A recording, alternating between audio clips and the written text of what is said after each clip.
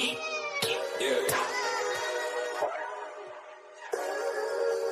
We really boxing. Who wanted the baddest? Let's see. Oh, we boxing? Yeah, we boxing. I need that belt like it ain't no other option. So we punching and weeping and blocking. Defeat ain't an option. Let them know. Shoot a video, put it on BVO. Let them know. Every time I punch, it's a heavy blow. BVO, bound to hit like bricks cause it was set in stone. Let them know. I ain't getting body, but I'ma hit this flow. Yeah, way more than a show. This is BVO. This how it's finna go. I'ma throw some jabs. Make them think my punch is weaker than I hook his ass. This the ring, not the kitchen, but I'ma cook his ass. Me and him, that's a pro versus the rookie class. All my life I had to fight, but I still love it. Me and BVO got moves that you can't steal from us. And these haters be throwing shots, but I don't feel nothing. I ain't gonna lie, shit, they alright, but we a little rougher. Step up for the title and facial rival, this ain't no little tussle. Bet I be no bird, being chicken to get your feathers ruffled. Footwork, I'm dancing around my opponent like the Cupid shuffle. Good work, bodies hit the flow, they can't move a muscle. The upside is we ain't in the streets, shooting and shooting up. Catch me in the ring, sticking, moving and suited up. I know everybody can eat, but I ain't full enough. Oh, you said it's smoking some beef? I guess I'm pulling up. Oh, we boxing? Yeah, we boxing. I need that belt like it ain't no other option. So we punching and weeping and blocking. Defeat ain't an option. Let them know. Shoot a video, put it on BVO. Let them know. Every time I punch, it's a heavy blow. BVO, bound to hit like bricks cause it was set in stone. Let them know. I ain't getting body, but I'ma hit this flow. Yeah, way more than a show. This is...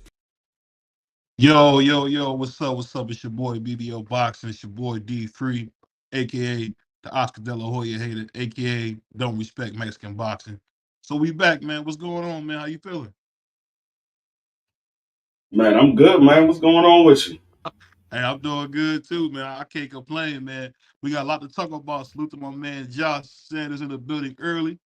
Hey, we gotta talk about this, man. So what you think about, man? Who is Tank Davis gonna fight next? It looks like he's going to fight Eastside Cruze. He pretty much don't have no other options. I mean, you gonna fight what? Williams Zepeda, Jermaine Ortiz. I think Jermaine Ortiz got a fight lined up anyway. Mm-hmm. I mean, all of the other big names are pretty much taken. So I mean, he really don't have no other option but Eastside Cruze. Yeah, and you know the funny thing is, man, it's almost like him saying he on his own, man, was for no reason because he's still having them same old fights he always had, man. But that's what I think about Tank. Tank. He's a no good, lousy son of a bitch. Hey! That's exactly what he is. Hey! That's what he is, man. Hey, that's what he is, man. He said of Cruze, if he can't get Russell to come to 130 or 135 either. Well, at the end of the day, man, Tank had a chance to fight Mr. Gary Russell, and he ran from him. And well, you know, D3 give you some idea that Floyd had something to do with it. But at the end of the day, man, if Tank wanted that fight, man, Gary would have put that aside and fought him. What you think, man? Nah, I mean it wasn't up to Tank at that time because he was under Floyd and Leonard Envy. Gary Ben wanted that fight. Gary wanted that fight for a while. And Gary still wants that fight, but I mean, at this point, like I seen Gary do an interview. I think it was earlier last week. He was on Blue Blood. Shout out to Blue Blood. That was a good interview.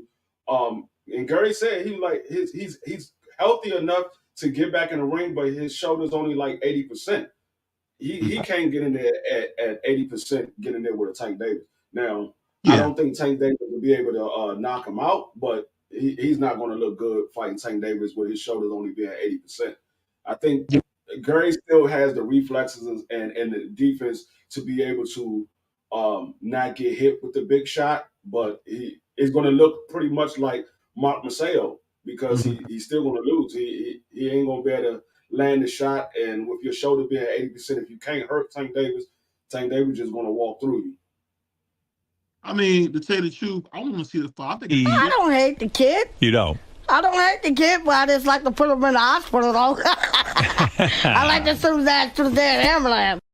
I would give him way more credit if he would just put Gary Russell or somebody like that and beat him up bad. I mean, I just don't know.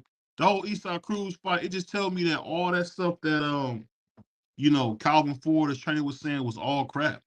Calvin Ford's a liar, man, and it's just that simple, man.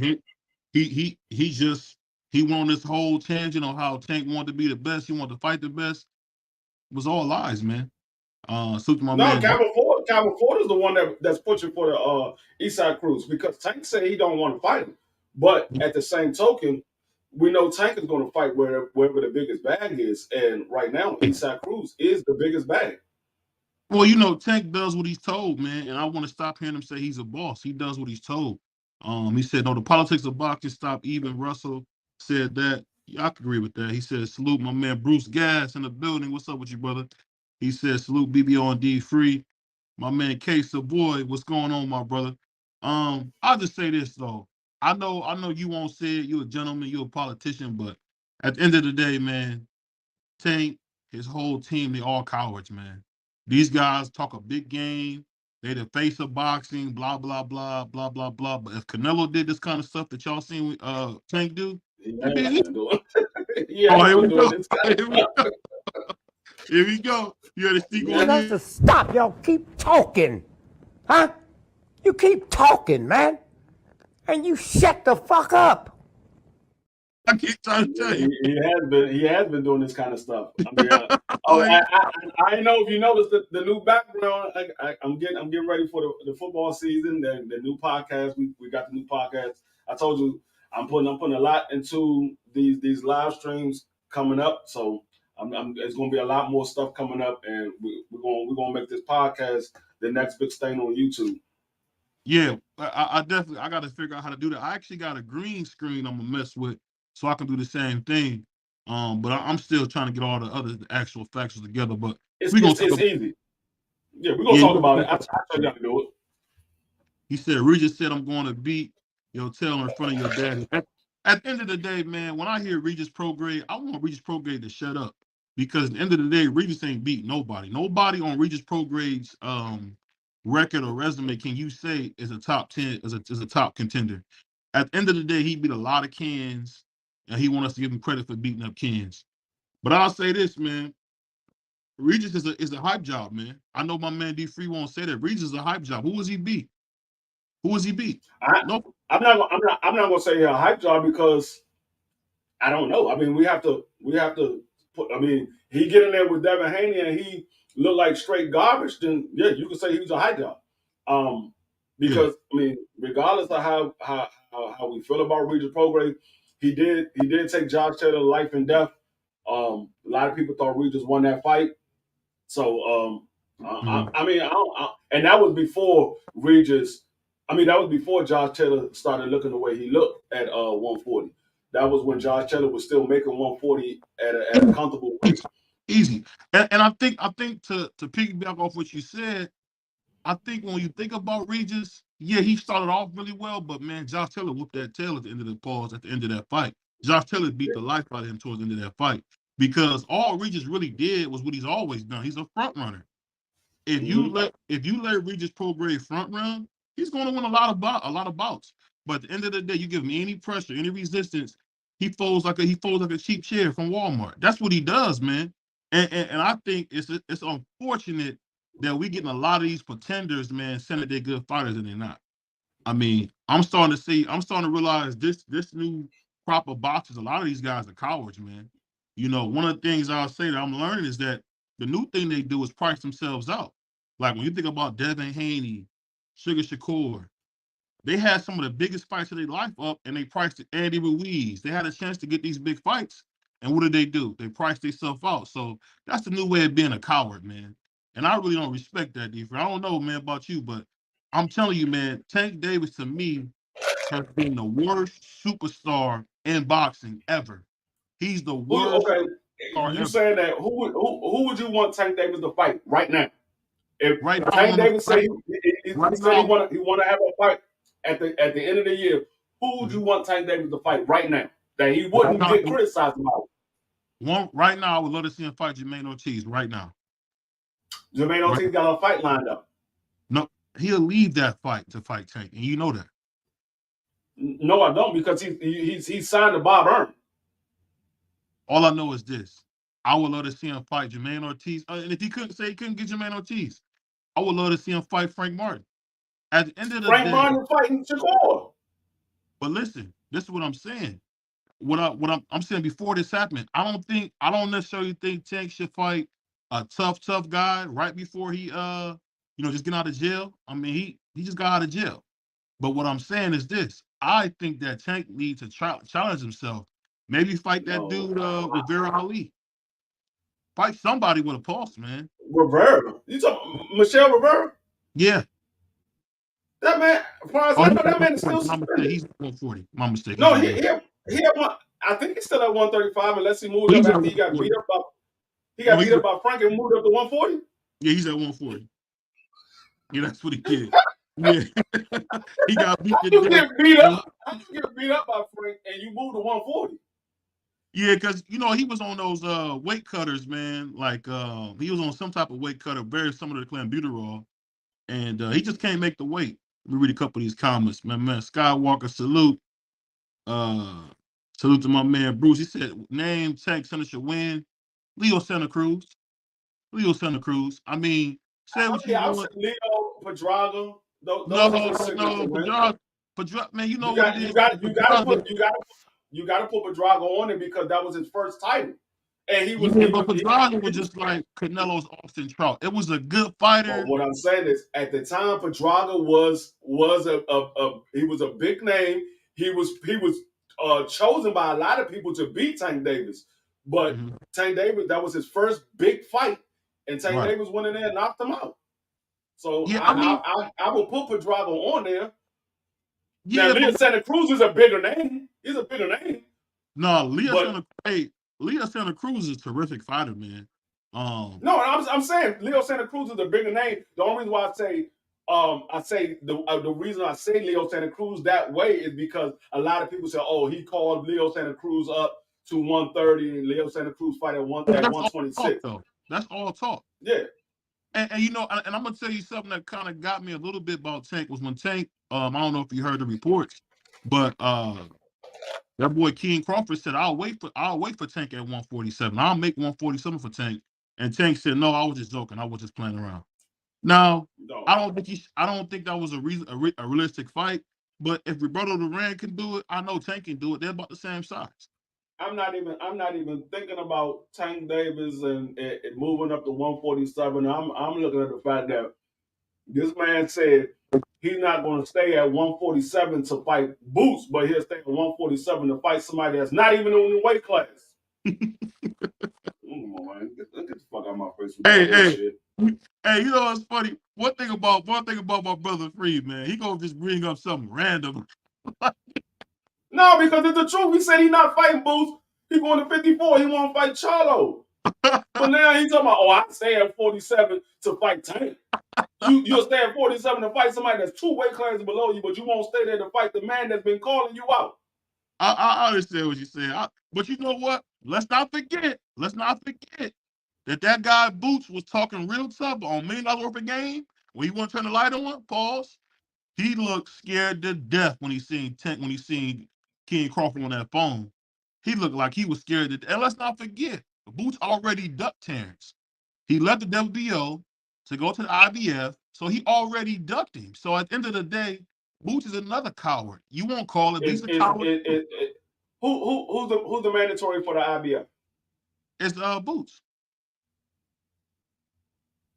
But the WCs do, the WBOs do. At the end of the day, this is what I'm saying. At the end of the day, he's the mandatory. He did that. No, he did that when Errol had the belt. He didn't want to fight. He wanted to fight Errol. He thought Errol would be the best. The thing is, everybody said, okay, he dropped out of the WBO, and he could have been called the WBO mandatory. He was number 2. He could have been called. Right. The key word is he could have been. No, Virgil had number 1 seat up. Virgil get number 1 up. But you're not listening to what I say. The key word is he could have been called. See, with the WBO, you can get anybody in the top 10 ranking as your mandatory. It doesn't have to be the number 1 or the number 2 or the number 3. It can be anybody in the top 10, and that is your mandatory. So he could have been called, but it wasn't a definite that he was going to be called. The thing about the IBF is they're going to call their mandatory whoever ranked number 1 is. That is their mandatory.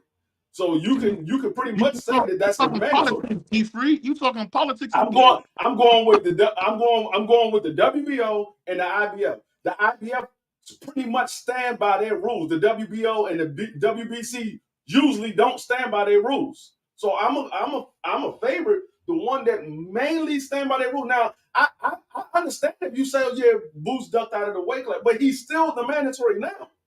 Right. He jumped out of the weight class, but he's the mandatory now. So it doesn't make a difference. Is he the mandatory now? He's the mandatory now.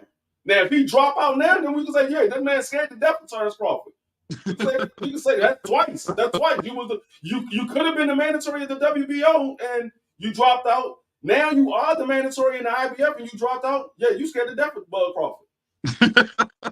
And you know, that's the thing I love about my brother D3, man. He's gonna find a way, man. He's gonna get on that foot, man, and find a way. I know how these sanctioning bodies move. I know how the politics in boxing move. It's always more than what y'all see. That's why right. I've been around boxing long enough. I know it's more than what y'all see. So y'all say, oh, he was in the WBO, he was number 2. He could have been called, but the key word is he could have been. We don't know that he is.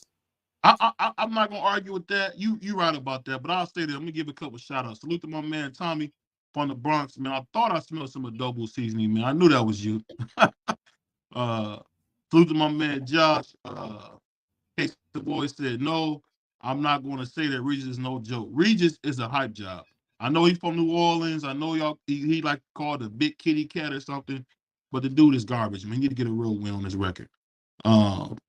He said, I will admit Regis has trouble with fighters with good legs and can't stand in front of Regis or you get hurt bad. At the end of the day, Josh, all you saying is that anytime Regis fights somebody with some kind of athleticism, he get beat up, and that's the case. He said Frank Martin. Hold on one second, I missed it. He said Frank Martin already. He already beat him. He was talking about. That's when you was talking about Michelle Rivera. He was like Frank Martin already beat him. Yeah, Frank Martin already beat him. He said Tank versus Leo Santa Cruz is a good fight. That was a good fight. He said Rivera's not a bum though. I don't think so either. He said Bruce said Tank, Campbell, Tank, Loma, Tank, and anybody who threatens bullcrap names that mean nothing to anyone but us in the know. Leo was a mission. Hey, Bruce, you wrong. Like they said in that James Brown movie. You wrong, James. You wrong. At the end of the day, Leo Santa Cruz is a 3-division champion, bro. He can't help. He looked bigger than Tank. Bigger than Tank. He a 4-division champion. 4. Correction, 4. Yeah, he's a 4-division. I gotta do this, Bruce. For you saying that. No, Leo Santa Cruz was bigger than Tank Davis. Now I don't know about weight wise, but as far as height wise, he was bigger. Let me say this, Bruce. I gotta snatch your chain for you saying that, bro. Give me that chain. I gotta snatch that chain off your neck, bro. You talking too crazy. At the end of the day, Leo Santa Cruz is probably a Hall of Famer, man. So we can't just go act like he's not. Probably.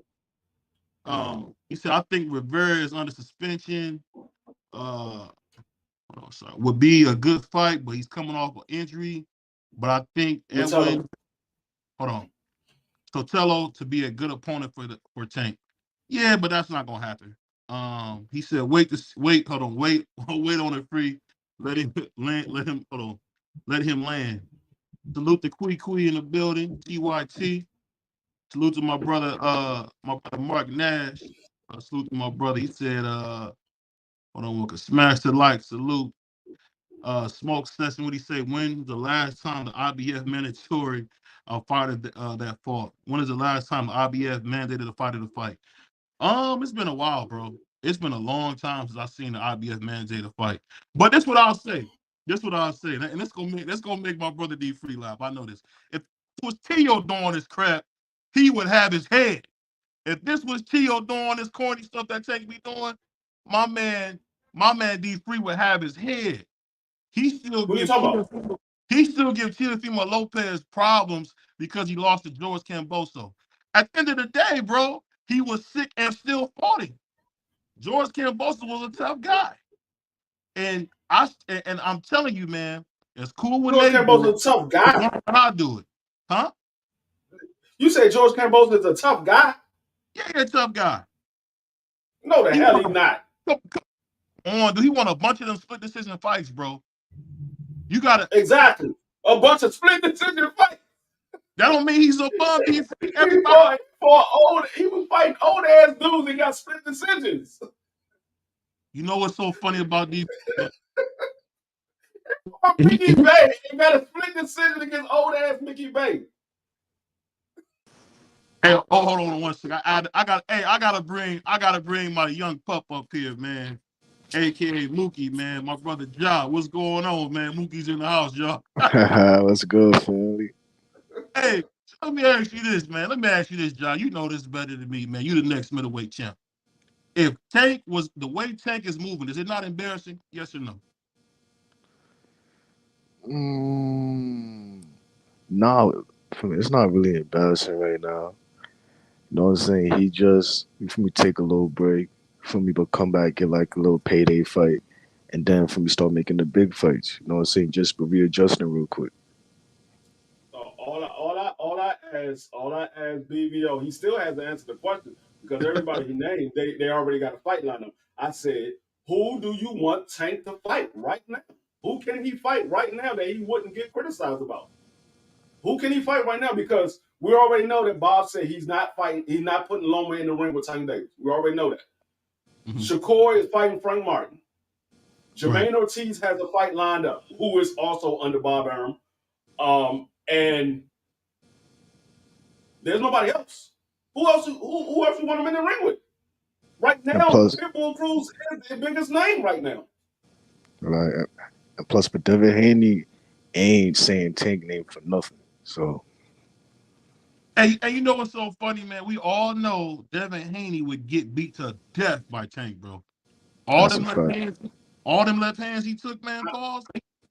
I ain't gonna say beat to death. I think Devin Haney will go to sleep. You see, because the thing is, the reason I won't say beat to death is because Tank don't throw a lot of punches.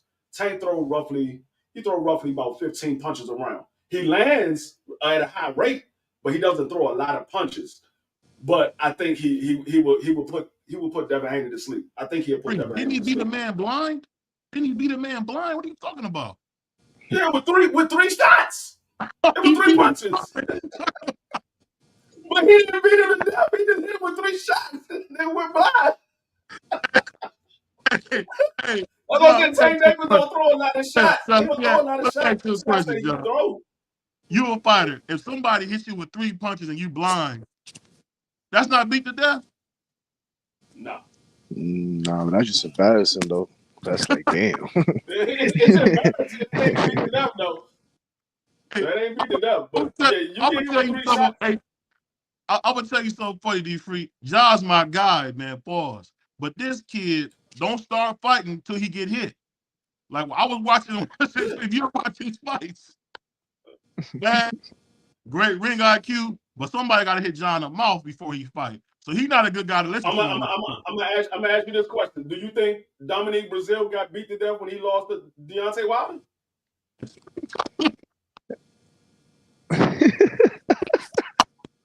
He got hit with 1 shot. That man got hit with 1 shot. And his body collapsed. Hey, brother D Free, man. You know, D Free a piece of work, man. He's a rough guy. You know what? Them Spanish cats, they gotta watch them guys, man. That's why Stop, y'all keep talking. Huh? You keep talking, man. And you shut the fuck up. Huh? I'm just saying, man. I think Tank Davis. I think Tank Davis will me personally, I think Tank Davis will put Devin Haney to sleep, but I don't think he'll get beat. I don't think Devin Haney will get beat to death because Tank don't throw a lot of shots. So that's why I said that. If Tank was somebody that throw a lot of shots. So getting beat blind or getting knocked out cold where your legs is crossed in front of your wife and kids, that's not beat to death. Nah. I mean, because he got hit with 1 shot. He got hit with 1 shot. The man went blind. He got hit with another shot. He lost his memory. He thought he got knocked out. And then he got hit with another shot. And the nigga didn't remember where he was at. So, I mean, it was 3 shots. Well, my boy, Case Voice said, Cam not tough, Teal just saw. Salute to my brother G5. What do you say? Salute to my bros D Free, BBO, and fam in the chat. Miami boy, what's up with you, brother? But this is what I'll tell you. That's like, now, if you want to know how somebody biased, my brother D Free said if you get beat blind or you get knocked out cold, that's not. I didn't say if you get beat blind. He didn't get beat blind. He got hit with a shot and went blind. He didn't get beat blind. He got hit with a shot and went blind.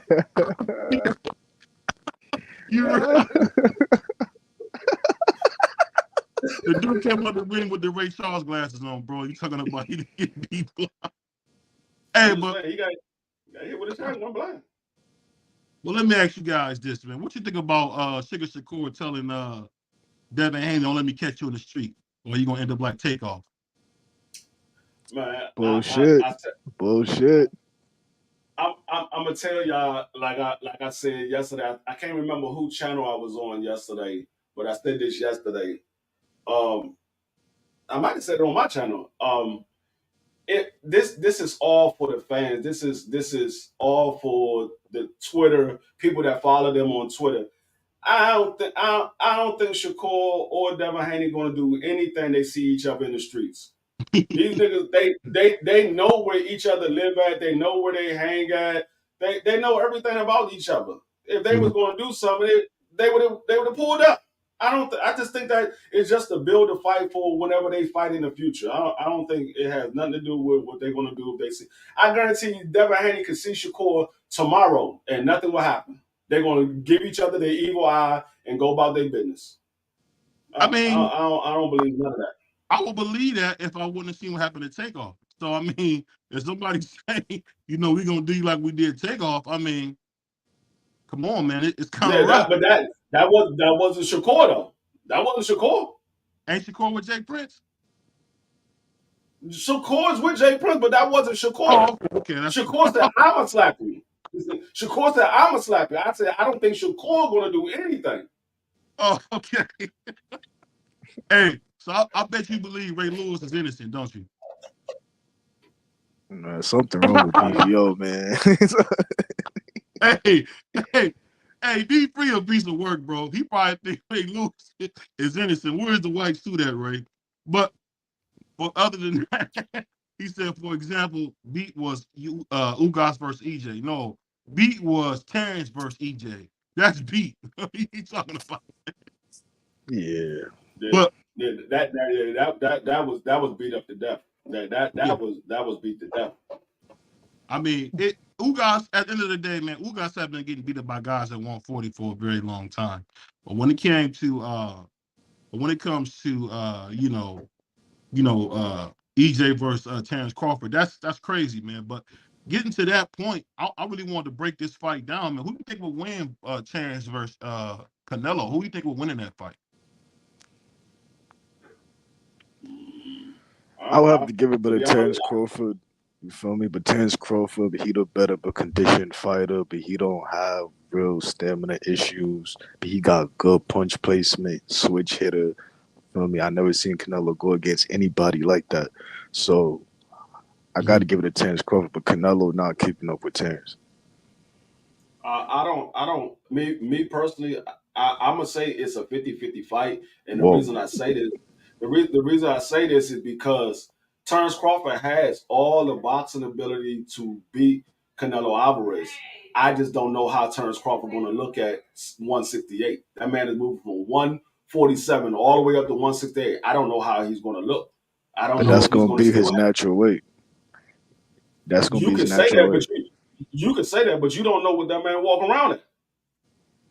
Bro, you see videos, but you see videos, but you see that, but he walk around like a calm 160, 165. If he walks around at 160, 165, why he doesn't weigh 160, 165 when he come in the ring? Because he controlling his weight, bro. What, bro? You can't just go in the ring. Nah. He can't. He's control. Why is he controlling his weight? Why is he controlling his weight? Because he got to stay athletic, of course. But once you move up, that's he the gonna point be that more. I'm saying. No, bro. No, that's bullshit, bro. No. That's the point that I'm making. We don't know what he's going to look at 168 with that much weight on him. We don't know what he's going to look like. All right, bro.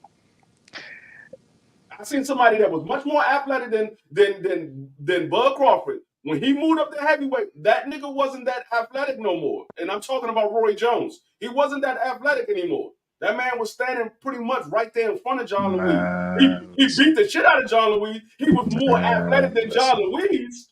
He was more athletic than John Louise, but he wasn't the Roy Jones. How you speaking of Roy Jones Jr. and Terrence Crawford, bro? Roy Jones is way more athletic than Terrence Crawford. What are you talking about? He's a drug cheat, though. I'm not talking about country. I'm just talking about his athleticism. He's way more athletic than Terrence Crawford. Hey, salute to my man. But Terrence Crawford not going to heavyweight, bro. Like, all I said is when you put on that weight, your athleticism is not there all the time. You putting on more weight, so bro, that slows you down. As a fighter, but as a fighter, you know what your body could take and what you could do and what your body can move up to. You know what I'm saying? Terrence Crawford know what he's doing, and if he's saying that he's good at 168 and he will move up, trust me, he's comfortable at that weight. I'm gonna say this. All I'm saying is, no. Let me say this before you say this. You got to remember with the snack program. So keep that in mind, D-Free. You're not realizing that he's been with the snack program. So we don't know, man. It's been all I'm saying is when first of all, I never said nothing about skilled. I said athletic. So podcast, you might have to rewind and listen to what I said. I said more athletic. I didn't say skilled. But what I've said is when you put on more weight, that slows you down. That takes away from your speed. It takes away from your stamina as well, because it's not like he's at 168 and he's campaigning at that weight. This is one fight he's going up there to fight, and we don't know what he's going to look at. I'm not saying that Terrence Crawford won't win. I just said I would say it's more of a 50-50 fight because I don't know what Terrence Crawford going to look like at 168. I never said that Terrence Crawford is not going to win. I said Terrence Crawford has all the boxing ability to beat Canelo Alvarez. I said I don't know what he's going to look like at 168. Well, let me ask you this. Have you considered the fact that he's with the snack program now? Or that doesn't come into equation. Him being with the snack program, that don't help. I don't know, man. But till I see the some. No, I'm not accusing him of anything. I'm not accusing him of anything. I'm just asking you. No, I don't know what the snack program does. Listen, but until Vada drop some details on Terrence Crawford. I would never accuse Terrence Crawford of anything crazy. I'm just saying, since you want the snack program, he knocked out Sean Porter. He knocked out Errol Spence. I mean, he beat David Avocado to death. I mean, arguably, man, he probably beat you could say he beat Errol to death too. I mean, something's going on, bro. I mean, but he was knocking people out before he got with the snack program. So I can't put that on the snack program like that because he knocked like that. He didn't knock him out. He stopped him. The only person he knocked out was Dave Ebenezer. Everybody else, he stopped him. He stopped Earl Smith when the referee jumped in and stopped it. And Kenny Porter jumped on the ring and threw the towel in. He didn't knock him out, like knocked out cold. It was Dave Ebenezer that he knocked out cold. So he was still knocking people out at 47 before he got with the snack program. So I'm not going to put it on the snack program. Now, if he would have went in there, he was getting TKOs, and then all of a sudden he got with the snack program, and he was a one-punch knockout artist, then you can say, okay, it might be something to that. But it hasn't been that. He's still stopping people the same way he's been stopping people. And listen. I'm not saying Terrence is doing anything. I think Terrence Crawford, truthfully, I think he's probably the most skilled boxer we've seen since Floyd. I really do. From the defense, from the change of pace, just how he was punching in between punches. Terrence Crawford, to me, man, I gotta really give him his credit, man. He's probably like I said, the most skilled fighter I've seen since Floyd. He said, I didn't say you did. I'm telling you, he's more skilled, so he doesn't have to be more athletic. He said BBO was a snack program, biggest cheat in MLB history. Y'all pushing the BS agenda too, shaking my head. Buzz only had 6 knockouts in his career. All I'll say is this. Agree with me or not, all I'm saying is ever since I seen Bud Crawford with the snack program, he's been different. I'm not accusing him of nothing. He just looks different. He looks more powerful. He looks stronger. He just looks different. I didn't see no difference in Terrence Crawford ability when he got with the snap. He's still doing the same thing he was doing when he got the 47.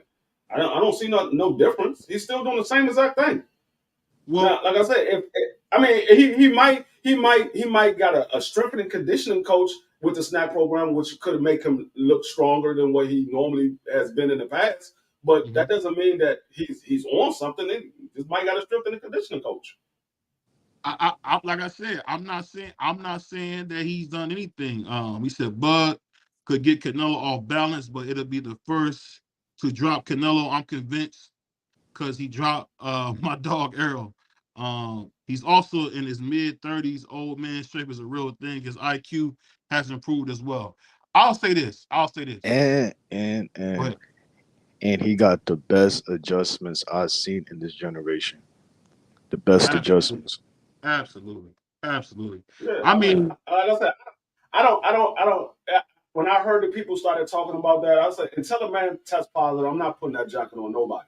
I never thought that Bud Crawford ever cheated in that fight. I still don't think that Bud Crawford ever cheated in that fight. So until a daggone drug test come back, and as far as we know, no drug test came back positive. So that man hasn't cheated, and they keep saying, oh well, he got some stuff that's undetected. That means you don't know if he's cheating or not. If he got some stuff that's undetected, you don't know that he's cheating because you can't detect that he's cheating.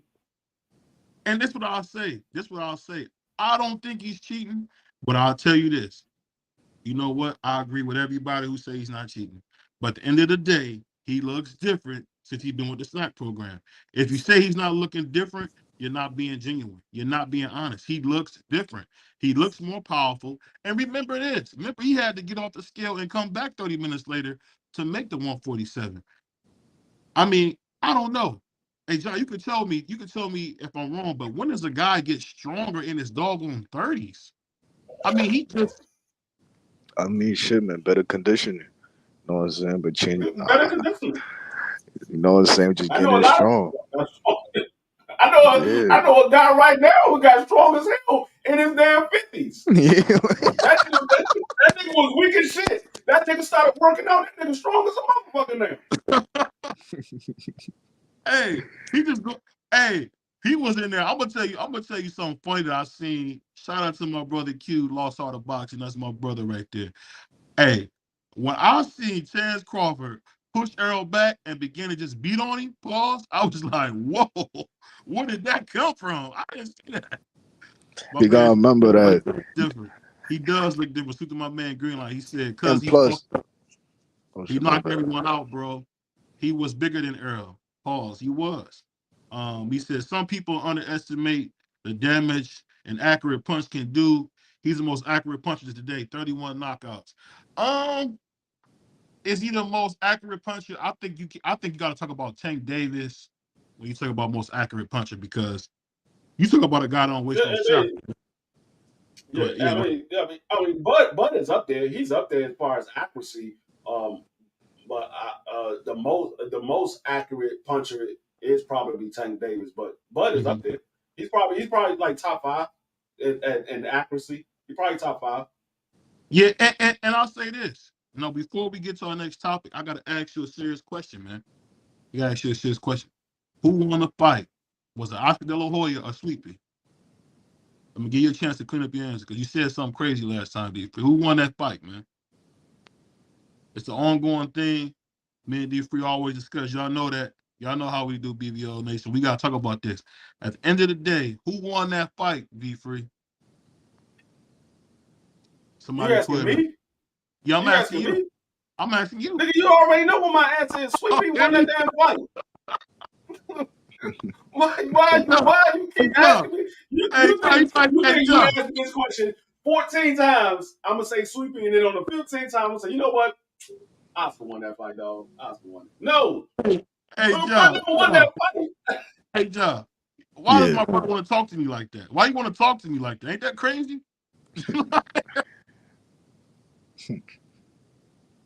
Hey, he said, go ahead.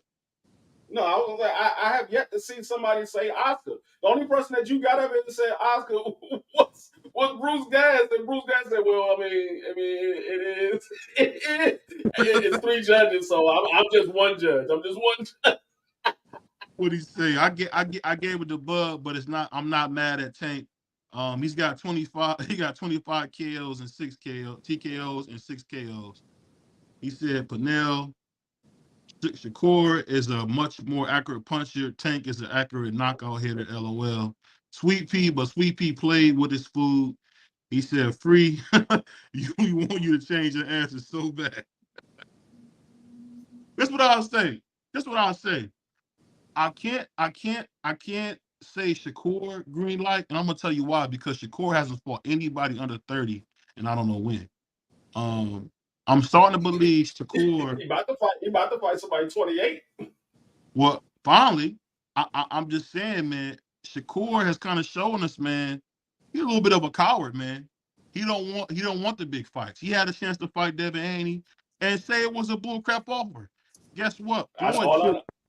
Let me finish. What's going on, Sergeant T? Floyd took 30% to fight Oscar. It was 70-30. At the end of the day, if you want to be great, if you want to be somebody, you got to put it all online. He didn't want to do that. No, it wasn't. It wasn't no. You got to beat the man to beat him, man, bro. That's simple, man. It's that. No, it was actually it was worse than that. It was more like 75-25. Yeah, it was more like 76-24 or 78. I mean, 77. I think it was like 77-23, something like that. It was worse than that. It was worse than 25%. I know that. It was worse than 25%. But Floyd was like, once I beat him, I'm gonna be the man. Yeah. What's going on, Just Dude? What's going on, Southern?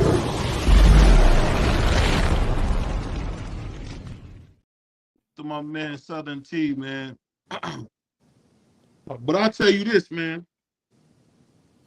I think the thing that we missing, man, the thing that we missing about this is this. Coming into boxing, man, this year has been like awesome. I'm wondering, can we repeat the same kind of momentum going to the next year? What you think? Yeah, of course. Yeah. I think it 24 might be better. I think 2024 might be better. Boxing done made more money, but this year than the past 5. You know the funny thing is, let me ask you guys this. Now we don't never talk about this guy. He's a 2-time lineal champion. Who is Teo going to fight next? Who big good match? I don't know who Teo fighting next. I don't know.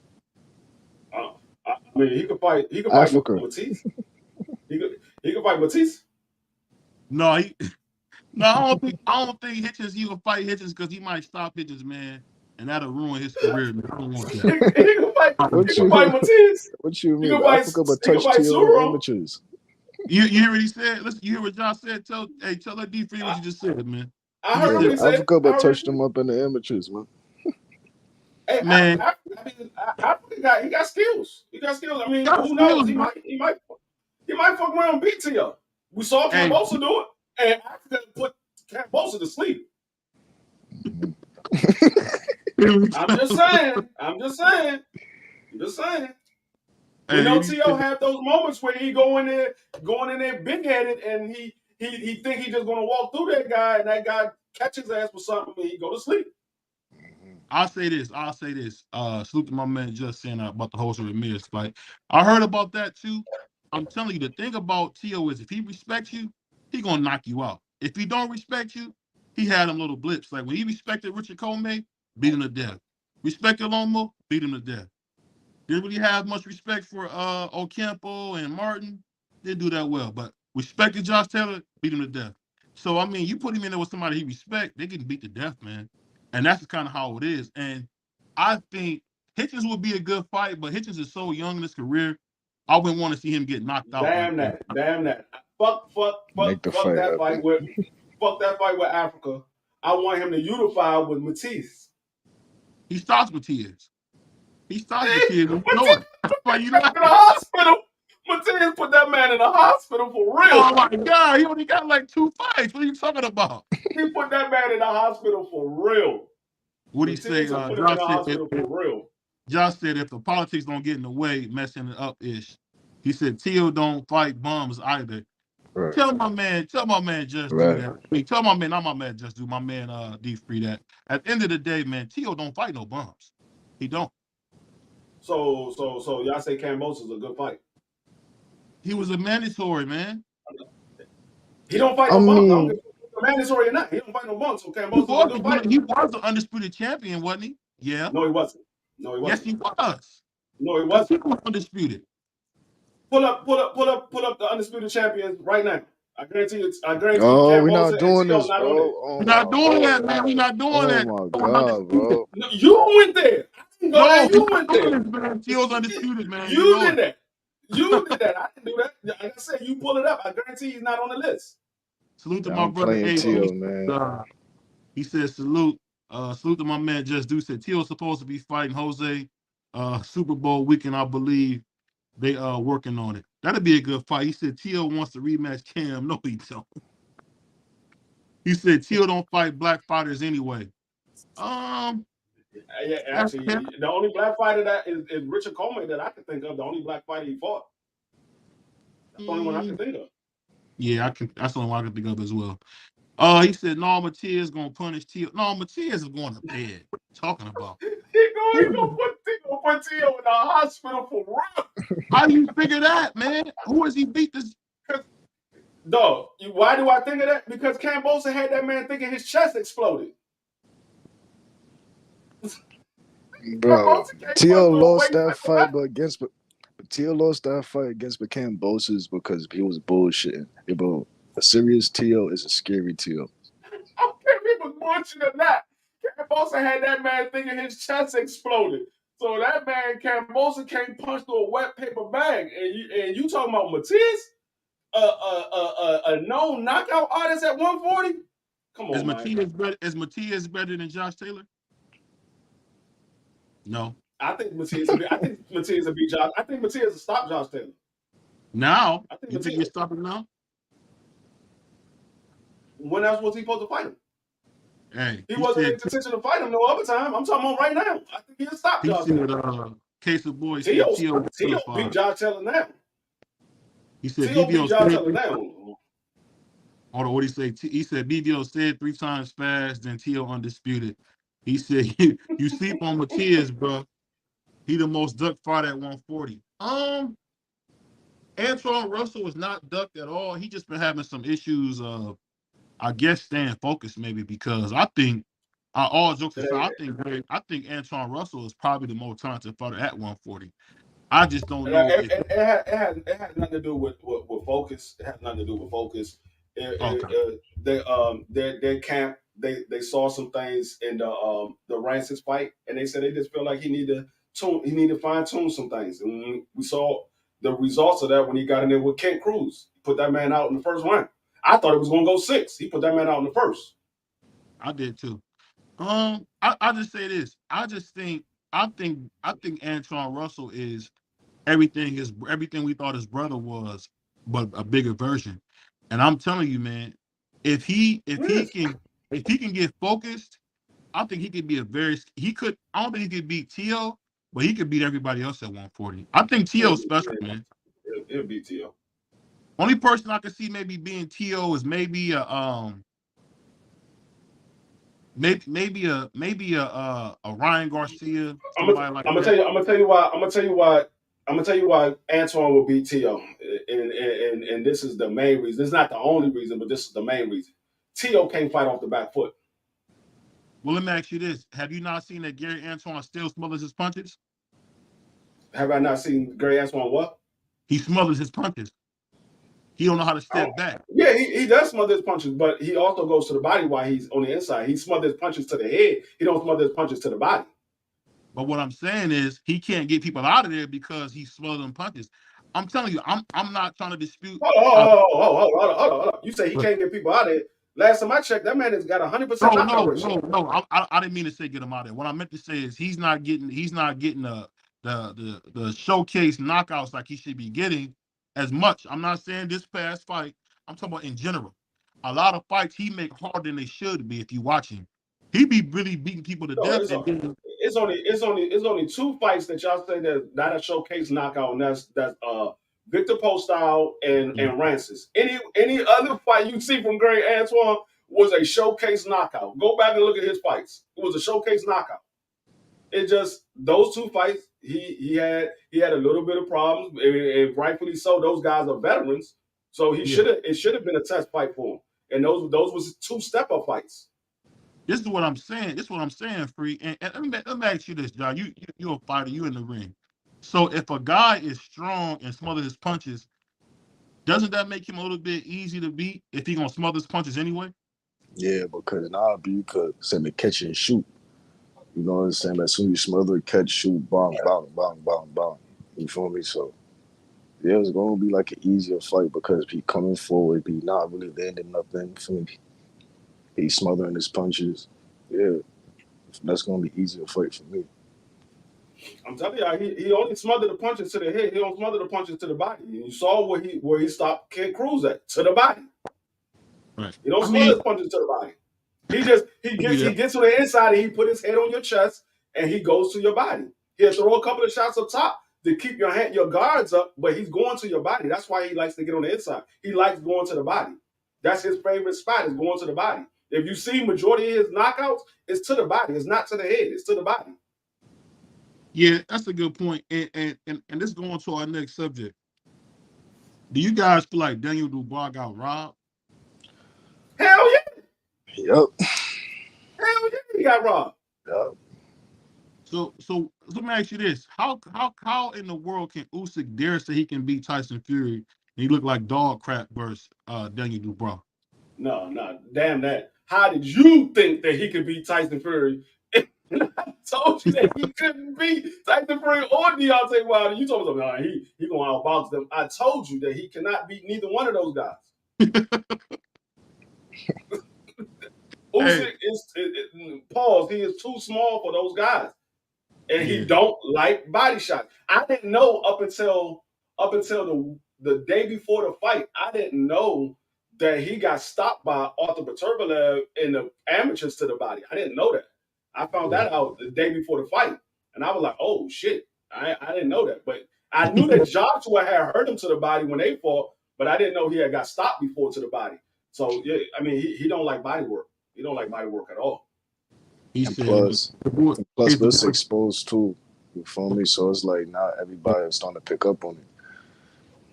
Well, let me ask you this though, Jock. I mean, so when it's a body shot on the belt line, how in the world did the ref think it was hitting the nuts? But here, same Ukraine, you know what I'm saying, and the same Alexander Usyk hometown, and plus, for me, sometimes ref makes like a lot of mistakes. You know what I'm saying? But sometimes they see it after the fight.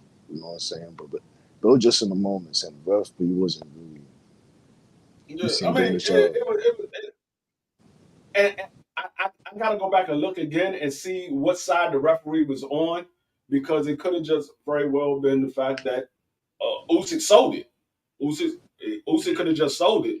I can't remember what side the referee was on. I can't remember if the referee was behind him or if he was on the side to actually see where the punch landed. Because I know the camera view, what we saw, it was behind Usyk. So a lot of people thought that it was a low blow until you saw the replay and you saw that it was right on the belt line. But I mean, it had a lot to do with home cooking and the Oscar-winning acting job that Usyk put on. Now the ref, he was on the other side. I just rewatched it.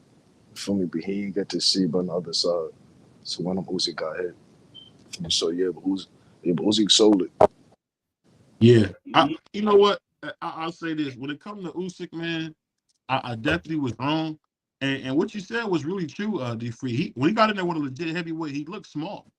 And pause. And I just think he just, like you said, man, if he got in there with Deontay Wilder, if you remember how Deontay Wilder was going to Tyson Fury's body that third fight, he would stop Usyk easy. I didn't even realize that when you said that he was that weak. I mean, he like Keith Thurman weak to the body. Like, you touch his body, it's over. And he got away with a lot of fights, and I'm starting to understand like, oh, okay, so maybe at the end of the day, Anthony Joshua really is a bum because the fact that Anthony Joshua was that much bigger than him and couldn't go to his body, it's like, come on, dog. Like, but then again, remember, You Joshua see, but who? just like Andy Ruiz. I mean, Andy Ruiz. So I mean, I'm telling you, man, I really think it's still what it's always been. Tyson Fury #1, Deontay #2. From this way, but I have a question. Same, but for both of y'all. But how y'all think that Jared Anderson gonna do with, saying, but some of these guys, you got the Usyk, for me, that saying the Daniel, saying Dubois, saying Tyson Fury, saying Deontay Wilder, for me, but how y'all think for me Jared Anderson do against them? Because his fighting style is. I think Big Baby he'll have success with a lot of those guys outside of Tyson Fury and Wilder. I don't think he will have the same success with Tyson Fury and Wilder that he has with those other guys. Because the thing about Tyson Fury is a big dude, but he likes to lay on you. And and we got to remember that Tyson Fury also had Big Baby in his camp sparring for the Wilder fight, so he pretty much know what Big Baby does. And with Wilder can keep Big Baby on the outside. Big Baby like to box anyway, so the worst thing to do is give Wilder space to throw that 1-2. And regardless of how we think about Wilder got fast hands, and and Big Baby, he has some holes in his defense. He gets hit, and if you get hit by Deontay Wilder, that might be all it wrote. You taking a shower, man? Pause. You taking a shower? How about Usyk? I think he'll beat Usyk. Yeah, I think he'll beat Usyk. Yeah, I think he'll beat Usyk. He beats Usyk. He beats Usyk. But I'm telling you, I don't know if you guys ever seen that movie Django, but what my man said, you can't have my #1 nigga, and you can't have my #2 nigga. At the end of the day, it's Tyson Fury and Deontay Wilder. Because think about this, y'all. Other than a couple glitches, we haven't seen anybody have the kind of success against Tyson Fury that Deontay Wilder had. Because Deontay Wilder, every time he fight Tyson Fury, that noodle's getting scrambled like every time. And we laugh about it because Deontay got beat half to death. But dog, everybody else is getting killed when they get in there with Tyson Fury. Am I wrong, D3? He went in there and beat Dillian White like that was his son. I mean, Dillian White. I was never big on Dillian White. He's a sucker for an uppercut. All 3 losses was a knockout uppercut. All 3 of them. All you got to do is go back and look at every last loss that he got was an uppercut, a knockout uppercut. So that man is a sucker for an uppercut. And just to go back, what you said, you were saying that that Regis Prograis is a hype job. Nah, the hype job is AJ. AJ is a hype job. That's what you call a hype job. That man, he absolutely. And you know what's so funny, man? Now that I've been watching him more and more, he's like, you ever seen that movie Rocky? He's like Tommy Guns, man. He remember when he lost to Usyk, he started throwing the ring, the belts out the ring. Yeah, I mean, AJ is he's good when everything is clicking. When everything is clicking, AJ is good. Yeah. But if he's not on that night, AJ look like he's fresh in the pros. He look like he's just now coming to the pros. Hey, and you know what? I don't like to say this about AJ, but you know what? He's been a benefit of great matchmaking. Hell yeah. You think about, he fought Charles Martin early on. He fought Klitschko old. And I'm going to tell you something. I don't know if you agree with me on this one, but I want to get your opinion, D3. I think Vitaly Klitschko was better than Vladimir, in my opinion. Because Vitaly actually almost beat Lennox. Vladimir got beat to death. Vitaly really almost stopped Lennox, man, if he wouldn't got cut. Yeah, but the thing is, Vitaly, he has more heart. Vladimir has the skills, but Vitaly had more heart, and that's the reason why Vitaly did so well against Lennox Lewis, because he wasn't giving in. He was like, "Fuck, I don't give a fuck what they say about you. You're not better than me. He wasn't giving in. And if it wasn't for the cut, he was winning that fight. If it wasn't for the cut, Lennox Lewis would have lost. Yeah. Lennox Lewis would have lost if it wasn't for that cut. Talk about a robbery. He said Vitaly was better overall, but Vladimir had a better established jab. I say this: all Vladimir was jab, right hand, jab, right hand. But Vitaly was a little bit slick, and I think when Vitaly was with Emmanuel Lewis, man, I think he benefited way more than Vladimir did. And like D Free said, Lennox was about to lose at his height, not old at his height. He was about to lose, but he got cut. I don't know if that was a blow or a punch, but whatever it was, he was bleeding like a pig. So they had to stop that fight. It was a punch. It was a punch, but I think he could have kept fighting because even though he get cut, the doctor asked him, "Can you see? If he can see, you're supposed to be able to let him fight." But they didn't want Lennox Lewis to lose. They didn't want him to lose, so they stopped the fight because that's what the doctor is there for. They come over there, they cover one eye. They say, "Can you see?" And they put the pen up there or they put their finger up there and have you follow his finger. And if you can see, you're supposed to be able to continue. But they wasn't trying to let him continue. And he was like, he went off. He was like, "What the fuck? I want a rematch." And Lennox Lewis was like, "Nah, I retired. Fuck that. I'm done. I'm not he did retire after that. He pulled a man. Yeah, he said, "I'm done." That one. He was pissed. He was pissed. But you know, I'm gonna ask you guys this. In boxing, is this Inoue stuff we hearing about Tank? Is that real or is that just talk, D3 and John? Man, that's talk. I mean, the people want it to be real, but it's talk. I mean, it's not talk. I understand what they reaching for, but because they see anyway he's got power, he's knocking all these guys out or whatever. He just beat Cool Boy. I understand what they're reaching for, but y'all underestimating Tank Davis by all this reaching, and all you're gonna do is cut that man's career short because that man has the chance of being a 2-time undisputed champion. And you trying to put him in there with Tank Davis. Tank Davis is going to cut that man's career short. He's not ready for no Tank Davis. I mean, the first good fighter that he fought was Cool Boy. That's the first good fighter he fought. And Cool Boy ain't no fucking Tank Davis. Cool Boy he not beating Tank Davis at all. On Cool Boy's best day, he's not beating Tank Davis. So I don't.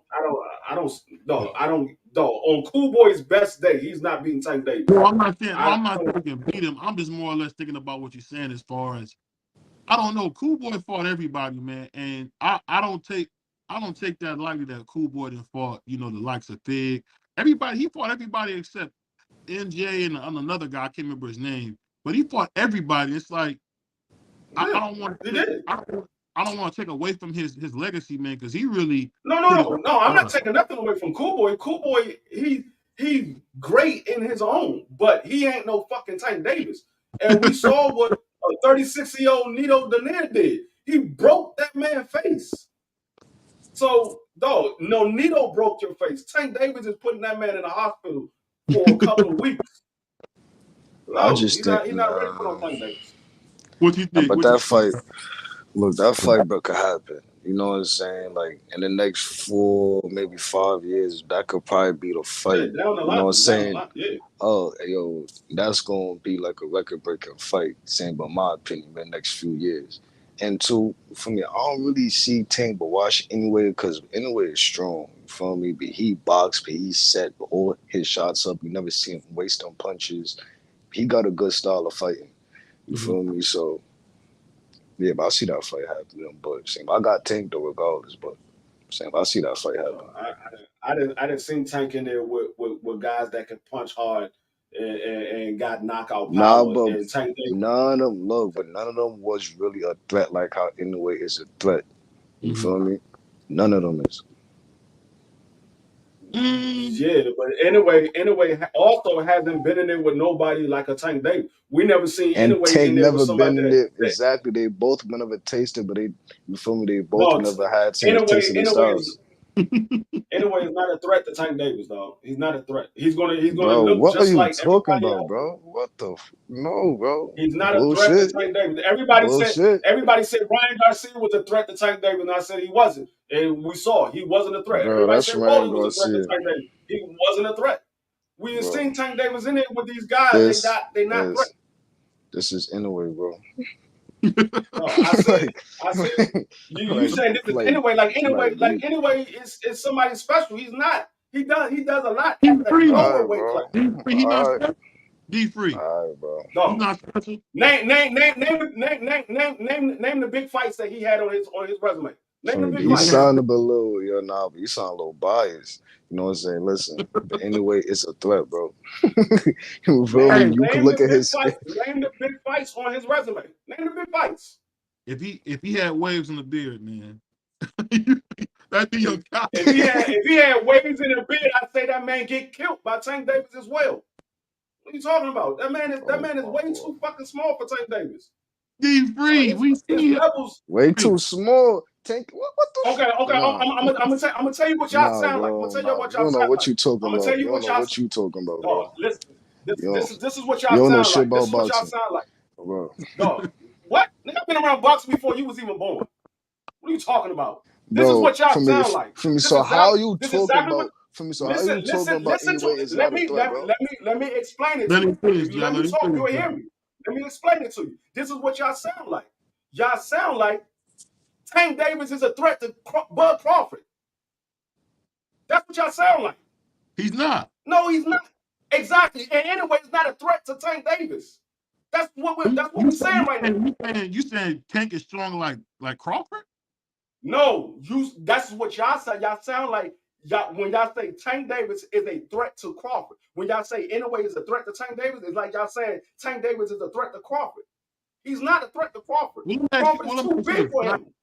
Can I ask you this? No, we watched that fight. Now, me and you covered that fight live. I didn't know he could box like that. I don't think Tank can box like the way we seen anyway box. I haven't seen it. I haven't seen it, D-Free. That's the reason why. I'm gonna tell you. That's the reason why you go to work every day, because you don't get paid for thinking. Yeah. You don't get paid for thinking. That's the reason why you go to work every day, because you don't get paid. You don't know shit about boxing. You don't know shit about boxing. You don't think that Tank Davis can box. You don't think that. Just stop. Y'all keep talking. Huh? You keep talking, man. And you shut the fuck up. I put it this way. They make this fight with Tank Davis versus anyway. I got 500 on Tank Davis and 500 push-ups. Who's taking the bet? Me. Bet. I got you. Nah. You see, but what you saying is that anyway is not. Listen, I never said that anyway was gonna win, bro. Because I said I had Tank from the get. No. Don't do that. But don't do that. Because I said regardless, I got Tank winning. But Tank is not rolling over anyway. You feel me? He's not. I never said he was rolling over anything. I said he's putting that man in the hospital. Bro, you crazy, bro. You crazy, bro. But you fought before. I don't hate the kid. You don't. I don't hate the kid, but I just like to put him in the hospital, though. I like to send that to the ambulance. Because I'm telling you, being in a ring like with a style like that, all right, bro. Look. Can I ask you this, though? Let me ask you this, though, D-Free. This is what I want to ask you. So, what we seen with Cool Boy, that didn't surprise you? Seriously. Surprised me about what? I didn't know anyway was that skilled. Did you? I didn't know that anyway had the foot movement. I knew anyway had a good jab. I knew anyway had power in both hands. I didn't know he had the foot movement that was going to give Cool Boy problems. But that still doesn't take away from what I think that Tank Davis would do to anyway. That's the same thing people were saying. I heard this story before when Tank was going to fight Leo. They were like, oh, Leo going to outbox Tank Davis. And Leo got put to sleep in the corner. That man got put to sleep. Leo, listen, but Leo Leo, but he didn't have no, you feel me, no, like, for me, what's the word? They never said Saying, it. They never said Leo was going to knock Tank Davis no, out. no, They no, never no, no, said he no, was no, going to no, knock him out. no. What's that word? Saying the velocity. He don't have no velocity, bro. His punches, you feel me? But Leo, he just throw a lot of punches, but no punches. That's like a, you feel me, like a fast twitch punch. But no, that he's not that type of fighter. But anyway, but look, anyway, he lines all his opponents up. He sets up everything. He know how to cut off the ring. He know how to come back with all his shots. He know what he can throw and what he can throw. He got a good boxing IQ. A good boxing IQ. D3, Paul Butler was running, right? And he cut the ring off and stopped him. Paul Butler was running from him. Who the fuck is Paul Butler? Paul Who the fuck is Paul Butler? Don't tell me. That's like saying motherfucker Tyson Fury knocked out Dillian White. Who the fuck is Dillian White? Come on, man. Hey, he's an IBF champion, man. What you say?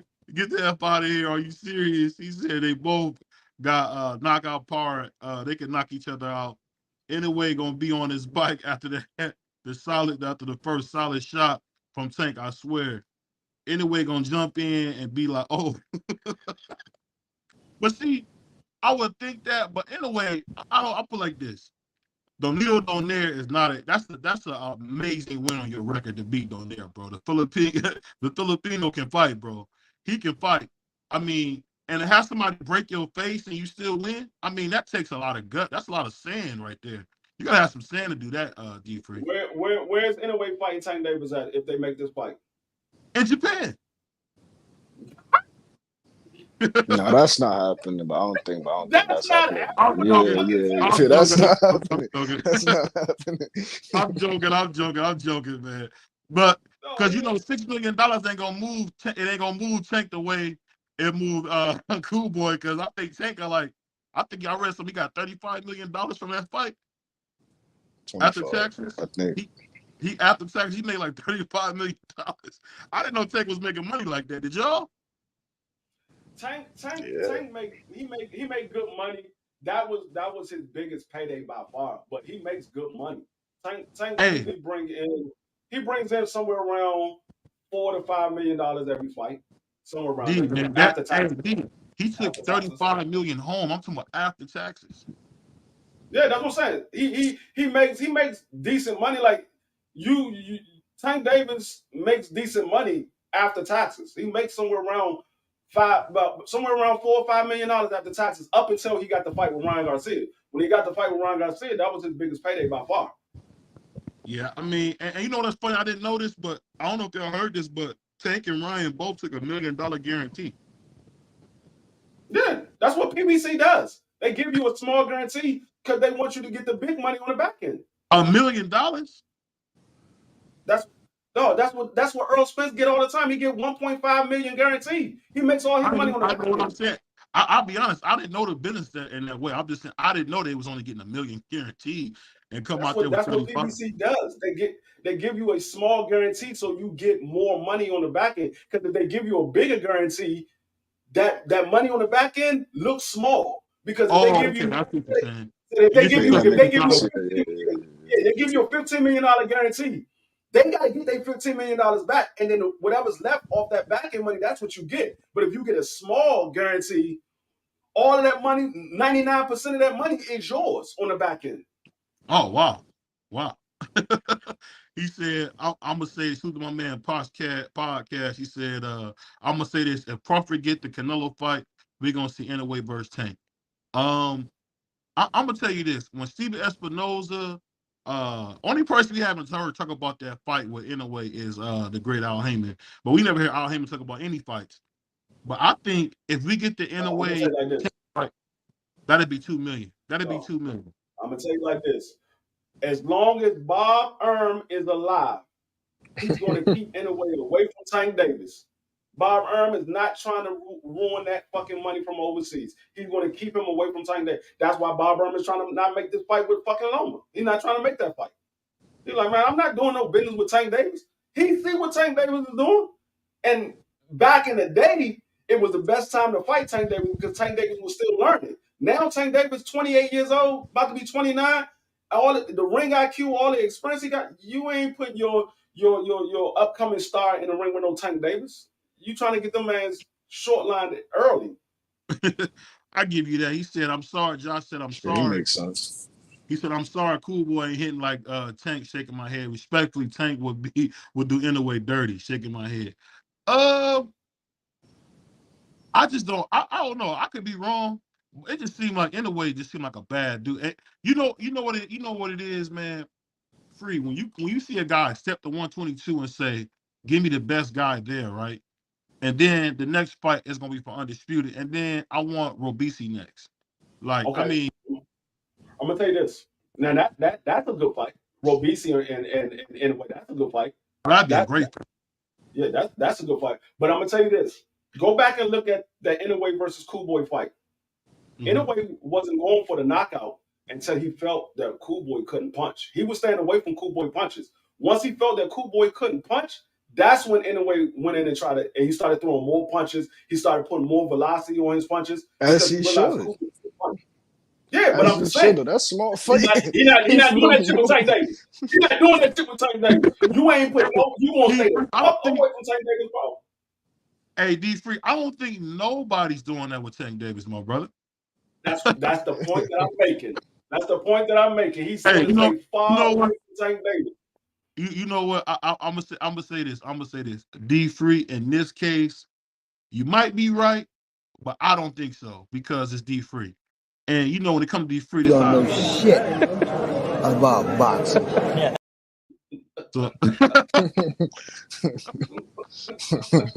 hey, salute to my man, Dr. Mark. What's up, Dr. Mark? What's going on, Dr. Mark? Salute the God D3, the panel, and the gods, beautiful goddess for always, solid TYT family. I think it's only one way around. Keep in the way of Rickle Tank. Oh, man. Salute to my brother Crown Jewel, man. What do you say? Anderson's not ready yet. That's a great box. Well, you know what? I'm going to tell you this. Anderson, just like D-Free said, he'll never beat Tyson Fury or he'll never beat Deontay Wilder. I mean, he won't beat the best nigga. He won't beat the second best nigga. He probably won't. He probably knock out Usyk though. That's the only thing. He probably knock out Usyk. But I just think, to be honest with you, Big Baby has been very carefully matched. And the way I've seen Charles Martin put hands on him, he got a lot of work to do.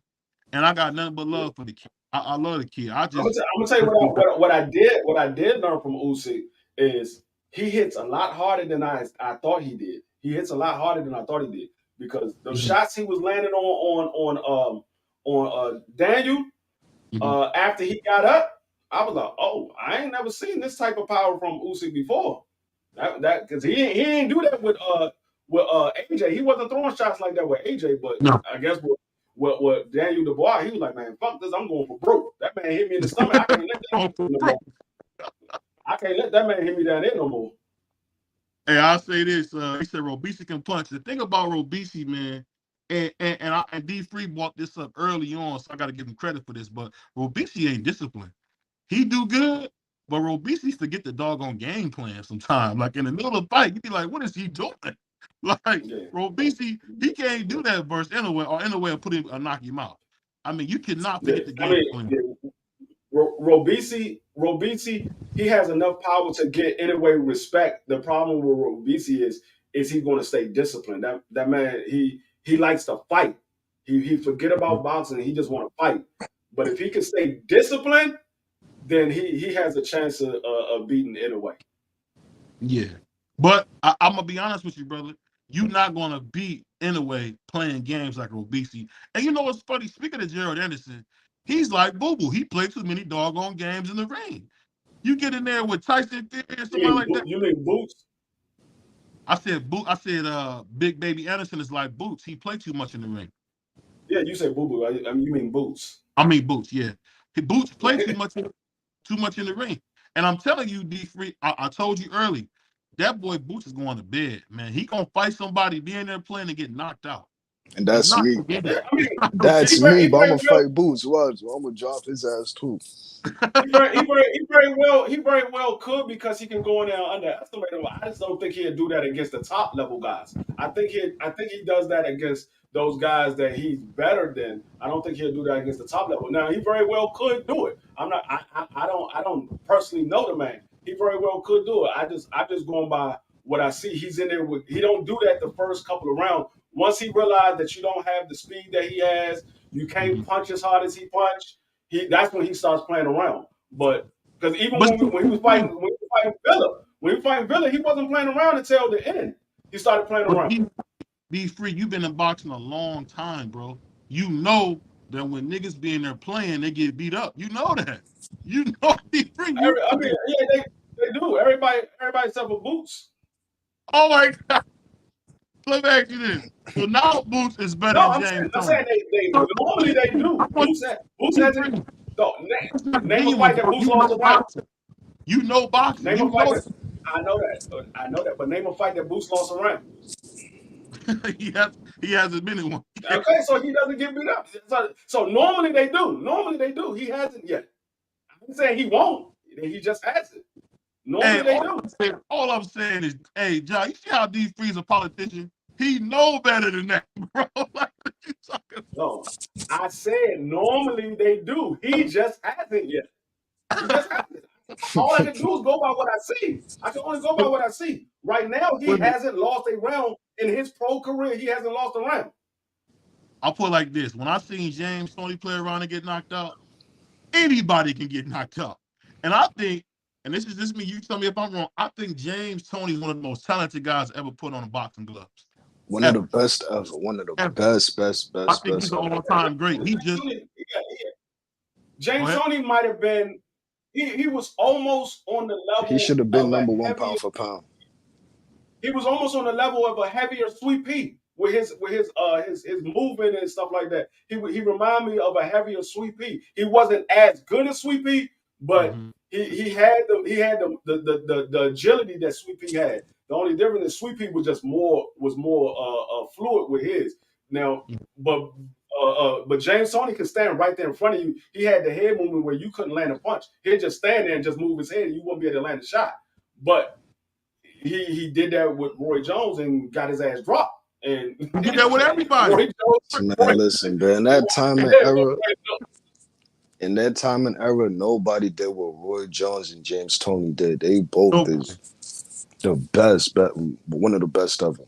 Both of them. You remember when he was beating up Evander and stuck his tongue out? Yeah, man, Mr. Jab. He bad, boy. God, he is. Yeah, but and you know what's so funny? I said.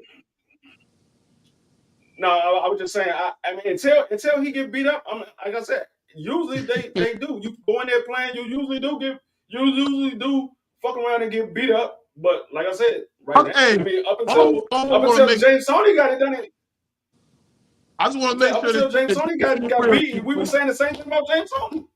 Hey, I just got to keep you honest, man, because you know that you can't play in no boxing ring. This ain't no doggone jungle gym. No, I know that. That's what I say. Right now, he hasn't got beat up, but I mean, the day will come if he play around. He go in there and fuck around, play around with the wrong person. He could very well get his lights put out. My brother Crown Jewel said Kelly was stronger and more durable than Vladimir and was a better boxer. No, that cut was too big. It was gruesome. They had to stop it. No, they did not. No, they didn't. They didn't stop the Tyson Fury fight. They didn't stop the Tyson Fury fight. Tyson Fury shit was leaking just like that. Maybe even worse. More. It was leaking more. It was on his pants, man. Right. They ain't stopped the Tyson Fury fight. Tyson Fury came in that ring with white trunks on, left with red trunks on. That dude was soaked in blood. And it kept it going. I didn't see plenty of people get cut back. And they let the fight keep going. As long as the man can see, they let the fight keep going. It's when he can't see. When they say, okay, he can't see, we got to stop this fight. But that man was like, no, I can see. I see how many fingers you got up. I see where your finger is moving. He could see. So and until that man said he can't see, You got to let that man fight. That's what they in there to do. They in there to fight. They're going to get cut. They're going to get beat up. That's what they get paid for. Salute to my man, Crown Jewel. He said, anywhere is too small for Tank. I mean, I get what y'all saying. I get why y'all say that. I'm just saying when me and D3 seen versus a very, very good champion, and Cool Boy was amazing. I didn't know that Inoue could box like that. But you might be right. I mean, it's weight classes for a reason. You might be right because I'm thinking at the end of the day, it would be no use for him to go up there and get stopped. Because Tank, one thing about Tank, as my man Crown Jewel has said, you getting hit by him, you're going to take a shower. Yeah, I mean, I don't have no problem with they making that fight in the future. Like he work his way up to 135 and Tank is still at 135. Then yeah, make the fight. But don't, because he beat Cool Boy at 122, you want to jump that man up 3 weight classes. No, you asking for that man to get stopped badly. Well, it's precedent to do that because Floyd called out Oscar 2 weight classes behind, and Renato Duran came up 2 weight classes. It's there. It's not a far-fetched thing, I don't think. I'm not saying it's far-fetched. I'm saying they wasn't going in there with no motherfucking Tank Davis. They wasn't going in with knockout artists. They wasn't going in with somebody that hit you one time and you go blind. Hit you again, your ass forget where you at. Hit you again, think you got knocked the fuck out. No, you're not. They're not going in with a guy like that. Hey, you remember that? I can't remember the guy's name. Was it Andre Durrell? Remember when Andre Durrell got cheated in that Super 6? I lost, man. I don't know if you've seen that Super 6. The only thing that come to mind with Durrell, anytime I think about Durrell, is when he was in there with Caleb Plant. Caleb Plant hit him with that motherfucking shot, and that man went to sleep. You like, nigga, you can't punch. What you gonna do? No, not that Durrell, the brother. The brother I'm talking about. No, I'm saying when I hear Durrell, that's all I think about. He said, you can't punch. What you gonna do? And then he get in there and Caleb Plant knocked his ass out cold. I'm like, oh. When talking shit go wrong. Hey, when I seen, you right, Josh. When I seen Rolly had somebody walk him back. Oh, that old ass man was about to beat the brakes off. They say Rolly, dog. That old man was beating the brakes off. No, I don't care what they say. That man was not no motherfucking. I don't think they said he was 29 or 31 or something. That man was like 40. Yeah, that man was like 43. That man was beating the brakes off of Rolly. That man was running from Rolly was running from that old man worse than he didn't even run from Tank. He was running from that old ass man though. He didn't run from Tank. He was running from that old man. That nigga Rolly went from one side of the ring and ran across to the other side. I was like, the fuck, this old ass man beating the bricks off of Rolly. Hey, the funny thing about it, man. Shout out to my brother, man, Big, man. Hey, at the end of the day, man, sometimes you gotta be like your boy, Big. I'm not gonna be like this, but when that brother Big said you gotta get on bended knee.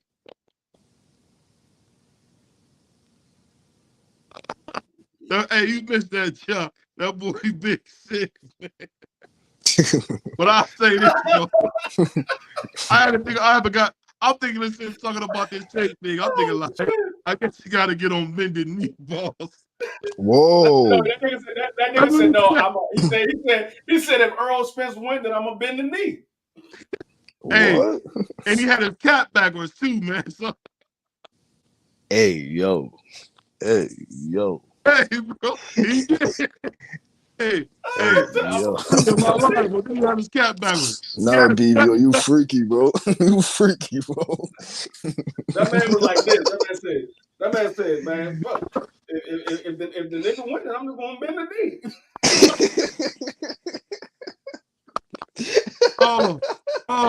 And that boy D3 said that's so funny, man. Hey, he was appalled at that dude said it like that. I was like, you gonna bend the knee? I thought you had to kick him off the show. He said, what I'm gonna do? I'm not gonna say it, but I mean I'm gonna do it, but what you said was what you gonna do is you gonna bend the knee. Hey, that's got to be a highlight, man. When you say take a different type of power, he will leave you like a mannequin. Yeah, he'll leave you like a mannequin, like a motherfucker. You that brother like a stiff mannequin. like a motherfucker. You be stiff like a motherfucker. Hey, I'll never forget when they was home rolling his hand out of there, man, like he was Ray Charles, man. That nigga Roller was looking at the what happened? What punch he hit me with? Got knocked out. What punch he hit me with? What punch he hit me with? He said Hector Garcia didn't know where he was. He couldn't even see after he got that shot. Oh, that nigga got hit one time. That nigga was like, I can't see. Hey, John, let me ask you a question, man. He went to the corner and said, man, I can't see. I got a migraine, man. Did he knock me out? I'm like, dog, he hit you so hard that you lost your eyesight, caught a migraine, and you lost memory. God damn, that nigga hit hard. You know what that remind me of? Y'all remember when Super Judo fought Zoo and he got up real quick? Dog, they got this video on Instagram. I think it's Saturday Entertainer. He said the man didn't even know he was knocked out. He got hit so hard, he got up. He said something stupid to the ref like, "Don't play with matches," and fell back. That's crazy. Hey, he did pop up and went right back.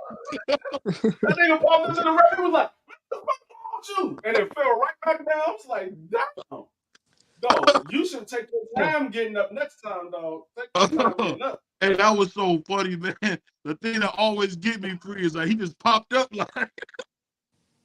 If he would have just stood there when he said something to the ref, he was fine. He was looking back. He tried to take a step, and that leg didn't land. Oh, like, what that boy John said, he said he was acting his pop for Burger King after that beat. No, that nigga went down to the corner. He told his motherfucking corner man, he was like, man, I can't see. Hey, John, you think I'm joking, bro? That's on tape, man. Tim Zoo's dad hit he hit Super Judah, man, knocked him down. He popped up like fast. Said something to the ref. Looked the other way and just collapsed. Like, man, you know he hit me. That was when he had the chicken dance. Yeah, right, yep, that's he what And then he grabbed I watched that fight. His neck when the referee stopped that fight, dog. That shit was funny as hell. Costa Zoo knocked the balance out that nigga. Hey, you know what's so funny? It looked one person that you could tell was getting hurt when they got punched was Zab Judah, man. Whenever he got hit, you could just see when you seen it. That Judah do not have a poker face at all. He don't have no poker face at all. What's that dude's name? Remember Baltimore was hitting him? He looked like he was trying to run. He tried to run in the ring. Yo, something wrong with people. He thought he was back on the block in Brooklyn. He thought he was back on the block. They was like, man, fuck this. They were like, nigga, you in the ring. Oh shit, my bad. I thought I was in the block. Hey, well, we gotta think about this super topic, man, coming up. So what you guys think about Floyd Mayweather saying he gonna continue to do exhibitions? Is that killing boxing? Is Floyd Mayweather killing boxing? No. Nah, not necessarily, because most casuals they look at it. They want to see Floyd fight. A lot of them want to see Floyd lose, so they watching it to see Floyd lose. But it's still bringing eyes to boxing, because it's still a boxing match. So they bring eyes to boxing. It's just not on a professional record. It's not professional boxing. It's an exhibition. So he's still bringing eyes because it's Floyd Mayweather. People will still want to see him fight. But I hear about boxers though. You notice that he's been calling out boxers now. Like, I think it's gonna sound crazy, and y'all could call me crazy, but I think he want to lose, man. I think he want to get beat up, because he keep talking like he just can do anything. Like he was talking in that interview at Fight Hype as if he would just destroy Bud Crawford, and I'm thinking like, I don't think so now, but he was just, I don't know, man. You don't think so, man? What you think? He sound like he want to get beat Man, up now. Floyd, he like, but he not messing up boxing, but he did what he did in his career. Now it's time for the fighters, for me, man, this generation, but to do what they gotta do. You know what I'm saying? But to reach that pinnacle. You know what I'm saying? But Floyd doing exactly what he's supposed to do. He's healthy, for me, he took care of himself, and he can still give work. So by all means. Salute to my brother Juan, one of my favorite guys, man. What my brother Crown say, the small guarantee forces the fighters to help promote the fight, and they are getting that anyway. Just they're forgetting that anyway just moved up for 118. And he said salute to D Free as well, my man Juan. Pause. What's going on, I Juan? saying, but you know what? At the end of the day, when you great like that, D Free, I'm gonna tell you something that's funny. Isn't it funny how, because I don't believe in the triangle theory at all. Isn't it funny how, like, Ali lost to Frazier, and then George Foreman went in there and beat him to death. And then you can almost say Ali beat George Foreman easy. Yeah, but see, the thing is with Inoue and Tank Davis, it's a lose-lose for Tank Davis. Because if he lose the Inoue, he lost to a small guy. If he beat Inoue, or you beat a small guy. It's a lose-lose for Tank Davis. Anyway, it's a win-win. He go up there, he beat Tank Davis, nigga. You just beat Tank Davis. You lose to Tank Davis, nigga. You lost to Tank Davis. It's a win-win for anyway. It's a lose-lose for Tank. Man, when you a star, it's always a lose-lose for you in boxing, bro. You feel me? But you never get 100% credit. You feel me? No matter but who it is, you feel me? But how it's in the fight, and you never get 100% credit. No, I'm just saying the vast majority they're gonna look down on Tank Davis for fighting anyway. They're gonna say, oh, you fought a guy who was at 122, you brought him all the way up to 135, and you knocked him out you were supposed to. But if Inoue wins, you went up there and you beat Tank Davis, or if he lose, nigga, you went up there daring to be great, and you lost to fucking Tank Davis, one of the hardest punchers in boxing. So it's a lose-lose for Tank Davis. It's a win-win for Inoue. Yep, well, that's how it is. I'm gonna tell you why that's boxing. I'm gonna tell you why I don't think it's a lose-lose. I say it's not a lose-lose for this simple fact. Please, y'all, smash the like button. If you're watching this on playback, I want to send a big shout out to my brother and one part of the TWT. His parents are cousins. I want a rematch. That brother A1, I need a rematch. But talking in all seriousness, man, when you're talking about a guy like Tank Davis, he's doing what Canelo's doing. Canelo bringing a guy from 154 to 168. Nobody's complaining. Canelo bought up Triple G to 168. Nobody's complaining. So at the end of the day, for people, and I'm not saying you, but you go for people not to give Tank Davis his just due for fighting a guy like Inoue would be just madness. I don't know why they don't give him credit for beating Leo Santa Cruz. Leo Santa Cruz was a real live champion at 130, not a fake champion, a real live champion at 130. So he's the good. Go ahead. Well, I'm gonna say this. For Canelo, they are complaining. They're like, why are you not fighting somebody that's at 168? For Jamel, they praising Jamel for it because he's going up to fight Canelo. But they are getting on Canelo. They're like, you got David Benavidez, who's the daggone WBC, the WBC intern champion. You should be fighting David Benavidez or fighting David Morrell. They getting on Canelo about it. They praising Jamel. So it is a lose-lose for Canelo as well, because if you lose to Jermell Charlo, you lost to the smaller guy. If you beat Jermell Charlo, you beat the smaller guy. So it's a lose-lose for Canelo as well. But he's going to, his fans is going to praise him. I look at it as it's a good fight, but at the same token, Canelo should be fighting one of those guys at 168. Especially David Benavidez, because David Benavidez been trying to get that fight for like 4 years now. He's been trying to get this fight. So, I look at it as a win-win for Jamel. I get what you're saying, but what I'm saying is this. At the end of the day, you got to have a dance partner. And a lot of these fighters like David Benavidez, and, even one of the guys I like a lot, David Morrell. I think David Morrell and David Benavidez don't do a good enough job promoting themselves. David Morrell is everything we thought Jamal Charlo would be. Strong, big puncher, decent defense, attacking style that's made for TV. And it's just sad to say this, but nobody knows David Morrell, and it's because of him. I mean, the dude lives in Minnesota. I mean, what's in Minnesota, brother, other than snow? So I mean, at the end of the day, you got to market yourself, man. I see. It's more so because Morrell, he's Cuban. He doesn't speak English very well, so it's kind of hard for him to market himself. It's kind of hard for him to market himself. But with David Benavidez, if he get in there with Canelo, shit, that fight going to sell. That's a big ass fight. That shit going to sell. You got Mexican versus American Mexican, and a lot of Americans is behind David Benavidez. There's a lot of Americans that's behind Canelo as well. And then you have the Mexican fan base. They're going to bite. We got two Mexicans fighting against each other. They both got big names in the sport of boxing. They're going to buy that fight. That shit going to do it's going to do, I tell you this much, it's going to do more than what Caleb Plant versus Canelo did. I think that did like 800,000. It's going to do more than that. It fucking around hit $1 million. That's a big fight. It probably would, because you're right about that, because Canelo did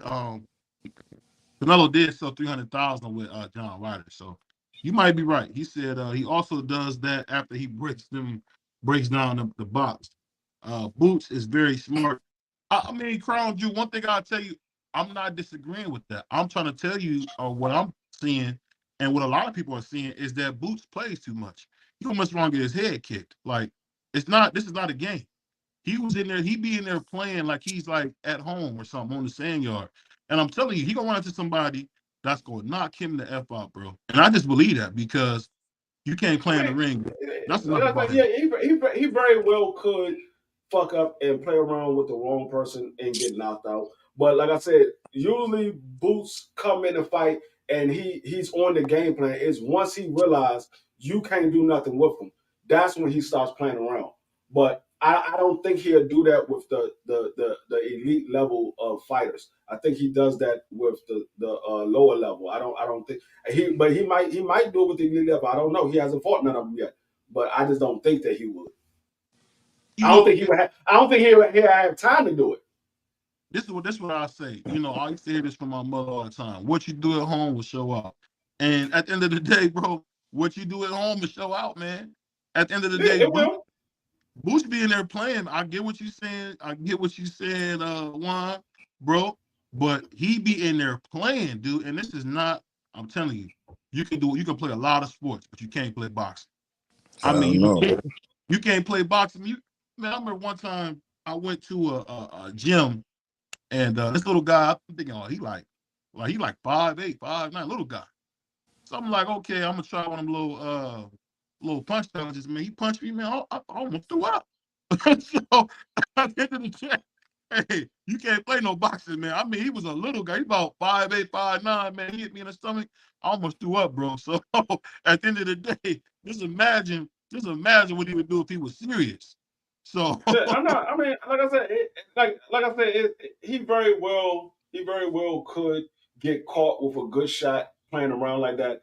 It just, I don't see him doing that with the elite level. I don't think he will have time to play around, because, like I said, when you see him, the first 5-6 rounds, he's not playing around. Is when he broken his opponent down, and they can't keep up with him, and they can't punch. That's when he starts playing around. But I think with the elite level, he ain't gonna have the opportunity to play around. He's gonna be on guard the whole time. Is that fight with him and Virgil Ortiz ever gonna happen, you think? Nah. Even at 154? I don't even. I'm gonna put it like this. I don't even know if Virgil Ortiz is gonna ever fight again. I don't know. So because they postponed the fight that he had, I think, like 3 times. I know 2 times for sure, but I think it was like 3 times they postponed that fight. So I guess they're gonna try to move him up to 54 and see if that helps him out. But I don't know if he will ever fight again. I don't know. He has that illness that he can't train hard. He can't take the weight off like he wants to. So I don't know. But here's the thing. I'll say this. I don't understand why he was trying. Juan asked for the link. 1 second. I'll say this. I mean, you 5'10", D3, and I know for a fact, man, you're not about to fight in no 147, bro. If he was the box, you're not fighting 147, man. Like, he's a middleweight. I don't see why he was I don't know. Maybe I'm wrong in this aspect. I don't see why he was even trying to make that weight. What you think, man? I mean, he was fine making that weight. It was up until he caught COVID. Once he caught COVID, he hasn't been the same. He was fine up until he caught COVID. So I mean, it very well could be from COVID. Let me ask you this, John. Do you make that lower weight because you're so young? Is that why you're able to make the weight that you make now? It's that, and two, you know what I'm saying? I know that I'm more of athletic for me, but 152, for me, but sometimes at 147, you know what I'm saying? But I just know that I'm in tip-top shape if I'm at that weight, you know? You look like a lightweight. You look like a lightweight.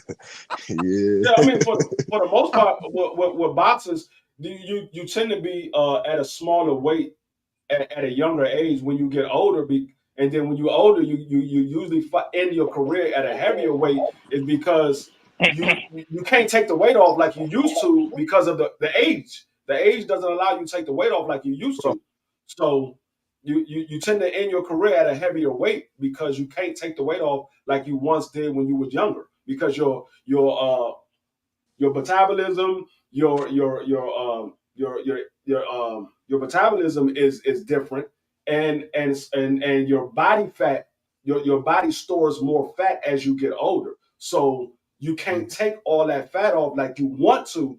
When you was younger, you could take it off in a heartbeat. But once you get in the 30s, it's harder to take that body fat off because your body starts to store that fat a lot more.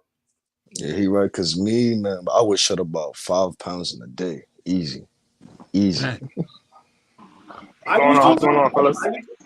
I can literally, when I was playing football, when I was playing semi-pro, I would literally be 185 pounds going to practice. I get on the scale every day when we go work out, and before practice, I'll be 185 pounds. By the end of practice, I'm weighing like 170, 175. Yeah, bro, facts. Hey, let me ask you this real quick before you go one. Hey, Crown. What's up? Let me ask you this. So now you, I don't know if you got a chance out yet. So when you see a guy that's clearly a light heavyweight coming down to like 152, is that dangerous for a fighter long term, or is that something they can only do while they're young? It's dangerous long term, and it's a little more than just doing it when you're young. A lot of people don't understand when, as a kid, an adolescent, you grow up. Mm-hmm. As you get older, you start to grow out. Your shoulders get wider, your body gets bigger. We're just not meant to stay the same size as we get older. So he was right. You can't shed weight the same you did when you're older like you was young, but it's not just because it's harder to take off. It's actually because you're physically bigger than you were when you were young. My shoe size ain't the same as it was when I was 25. Your bone structure sometimes just gets bigger when you become a grown man. I wanted to address what he was saying about Vitalio in the cut. As a former commission employee, right? It's a little deeper than just whether or not a guy can see. That's not the only criteria for stopping a fight. Vitaly Klitschko was cut across his entire eyelid, and the bone behind his eye was actually shown. If it starts looking gruesome like that to where they're going to need plastic surgery, staples, that's criteria for stopping a fight. Now, you're right. Tyson Fury's cut was bad, too. Now, that was a bad job because that should have been stopped. Because as much as I love boxing, no man should lose his eye trying to win a fight. So once he gets dangerous like that, and it's not just about the bleeding, Klitschko's cut wasn't even bleeding that bad because he was cut so deep that, he was to the bone. It wasn't bleeding like that. But again, they had to stop it because the man was in danger of losing his eye if he continued to fight. No, I agree with you. The only problem that I have is they don't keep it. They don't keep the same standards across the board. They can't because the referees are different. It's their discretion. That's what I'm saying. That's what I'm saying. They don't keep it across the board. In that, see, I worked in New Jersey. We have a strong commissioner here that if a guy's hurt like that and the ref don't stop it, the commissioner will actually walk up in the ring and stop the fight. Because again, no man should lose his damn eye for entertainment. You live to fight another day. And if you look at that fight over Klitschko's eye, I hated Lennox Lewis. I wanted Klitschko to beat him so bad. But there was no way I can say they should have let him continue to fight when he had a cut from here to here over his eyelid, and it was gaping. It wasn't no small cut. Like, it was wide open. he was winning, Crown. That's what we saying. It doesn't. I know he was winning, and I wanted him to win. But part of boxing is if you get hit with a punch that causes a cut that is bad enough for the fight to be stopped, that's a knockout loss. So what he should have done, and like I said, I wanted him to win. What he should have done was been better defensively, not got hit with that damn right hand and not got cut. Because once he received that cut, his vision was in danger. Because like I said, anytime you cut over your entire eye, that's dangerous. Yeah, There's no integrity over your eye no more. The skin is done. Like, why would you let a massive puncher like Lennox keep punching on somebody with a cut like that just because you want him to win? I love boxing since I was 5 years old, but it's not that deep. It ain't worth nobody's vision. Yeah, nah, that's a fact. That's definitely a fact. Hey, Juan, I know you came up here, man. You had to say something. What's going on, man? What's on your mind, man? The cutting weight stuff. I definitely get what the point of DP was saying. Also, you gotta also remember a lot of these dudes, they come out at a certain weight and then they walking around at a certain weight. So we don't know if Virgil Ortiz is walking around at 190, 195, almost 200 pounds. Because a lot of Mexicans put on a lot of weight, and they put on a lot of weight just off of drinking and partying and whatever the case may be in between fights. So that's not stereotypical. Listen, I'm Spanish, bro. I'm Spanish. Hey. I am Spanish as shit. And I ain't gonna hold you. I'm on the channel right now, so we really can't. I'm Spanish as shit because I remember when Joan Guzman used to fight and he used to put on massive weight between fights. I used to hate that shit. So Mike Tyson used to put on 100 pounds. He's not Mexican. Shoot, and then something going on with half of these fighters because they need to stop eating so damn much. Most of them are partying, man. It's rock stars. They're rock stars. Definitely. It is. And this is and John's my dog. He know that. This dude is big as heck, dude. Fighting at 153, bro. I'll be honest with you, bro. If I see him out fight about to fight this big nigga coming in here talking about he 153, I wouldn't even do it. I mean, have y'all ever met Tony Harrison in person? You said again? You ever met Tony Harrison in person? No. He's huge. I couldn't believe he was a 54-pounder. He's about 6'2", and he ain't no little dude. Yeah, I'm 6 foot. Tony Harrison looks like a big light heavyweight fighting at 154. Most of those guys are a lot bigger. Like I met David Benavidez in person when I went to the Ugas fight, and David Benavidez, he's like 6'1", maybe 6'2", but David Benavidez looked every bit of a good 200 pounds. He looked every bit of 200 pounds. Well, he fights at 68, so that's believable. Harrison fights at 54, and when I used to fight at 141, and I'm 5'10", and I used to walk around in between fights at 190. So yeah. I never did that. I was 47. I'm 5'11", and I only would get up to 165. I tried to be pretty close. But you know what's for me, it was because I used to play football a lot. So it was as a kid, I used to have to gain some weight and stuff like that. Yeah, so you were strategically gaining and losing weight. I was just a full-time boxer, so I always try to keep my weight close to my fight weight. Well, let me ask you this, Jock. Have you ever sparred a 175-pounder yet or not yet? Yeah, but I sparred heavyweights, bro. Do you think you can stay up at 75 or not really? Not yet. Yeah, I can. 75-pounders are coming down from 200. But I could still bang out. Trust me. Yeah. In fact, but I could take a punch in the chin too from a heavyweight. So yeah, I'll be all right. With all due respect, it's more than just taking a punch. But I'm just saying. Especially once you turn pro and you're fighting extensive rounds, it's that person laying that big. They're going to rehydrate back up to 190 pounds. And they're going to be laying that 190 on you all night. And a lot of my style changed. Not the actual punches. If I do hit 175, my whole fighting style changed. And that's the style that I'm more comfortable fighting as well. I hear you. I just, over my experience, I feel the bigger man, if both guys are talented, usually the bigger man comes out on top because there's just a lot of skills come out up top, bro, but not the bigger man, but skills come out on top. Skills come on top when people are special, like Floyd. But I don't care how special you are. It's a Skills reason got why nothing Floyd. to do Hold with on, nah. it's a Skills reason got why nothing to Floyd do never with fought at special. middleweight. Because no matter how special you are, there is a such thing as too big, which is why Terrence Crawford initially said, "Nah, I ain't fighting Canelo. They got weight classes for a reason." Because eventually, everybody that does that weight gain moves up high enough where it doesn't work for them anymore. It's just the nature of the beast. You're only going to go so high before your reflex is slow. You're not as quick as you were. You can't box the style you did, and the guy is just hitting you harder. Like, I'm not talking about getting hit once or twice by a guy like that. Constantly by a world-class fighter over the course of a fight, it's just different. Hey, I get what you're saying. I'll just say this. I'll say this.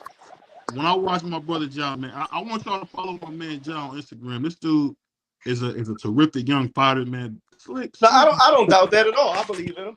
But I want to know how many of y'all thought that Donnie Lalonde was going to drop Ray Leonard twice. I know I didn't, but it was a real light heavyweight fighting the welterweight. That's a good point. That's a good point. And you know what? You know what Ray Leonard said after the fight while he got dropped? What he said? He said it was like a grown man hitting a boy. Too much. Too big for him. But that happens to everybody. I don't care how talented you are. If you fight a guy that's just naturally bigger, he has too many natural assets on you. So now, what if you got power, but you hurt him now? You feel me? What if you got power, you know what I'm saying? You crack him, but now what? It's not a matter of hurting him because any fight. What you mean it's not a matter of hurting him? You feel me? Because I got that power equalizing skills. I was going to give it to you. Come on, bro. Let me finish my thought. Like, man, I'm just letting you talk, bro. Like that. I was going to finish my thought. Every professional fighter, especially world-class fighter, can punch at least a little bit. So, yes, your power makes the difference. If you got the kind of power that can hit him and get him out of there with one shot, then all right, all bets are off. You got Tank Davis power, maybe you can go up a few weight classes and it doesn't affect you like he did with Barrios. But you did see he couldn't just walk to Barrios. He had to break him down, box him, and when the time was right, go get him. Because, again, when a guy is naturally bigger than you, I ain't talking about bulking up to a size. When a guy is naturally bigger than you, there's a difference in size and strength. There just is.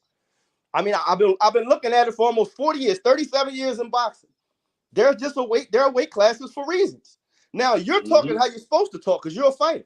You're supposed to believe you can do everything. You can beat King Kong. I want you to feel like man, I'm talking like that because hold on. Because I hurt heavyweights, lightweights, cruiserweights. You know what I'm saying? Fight, there's two totally different things. Yeah, but I'm gonna say this: as a fighter, you're supposed to feel how you feel. I used to spar Virgil Hill, 5-time world champion. I was a damn lightweight at the time. He was a light heavyweight. I get it. I could never put on 8-ounce gloves and fight him.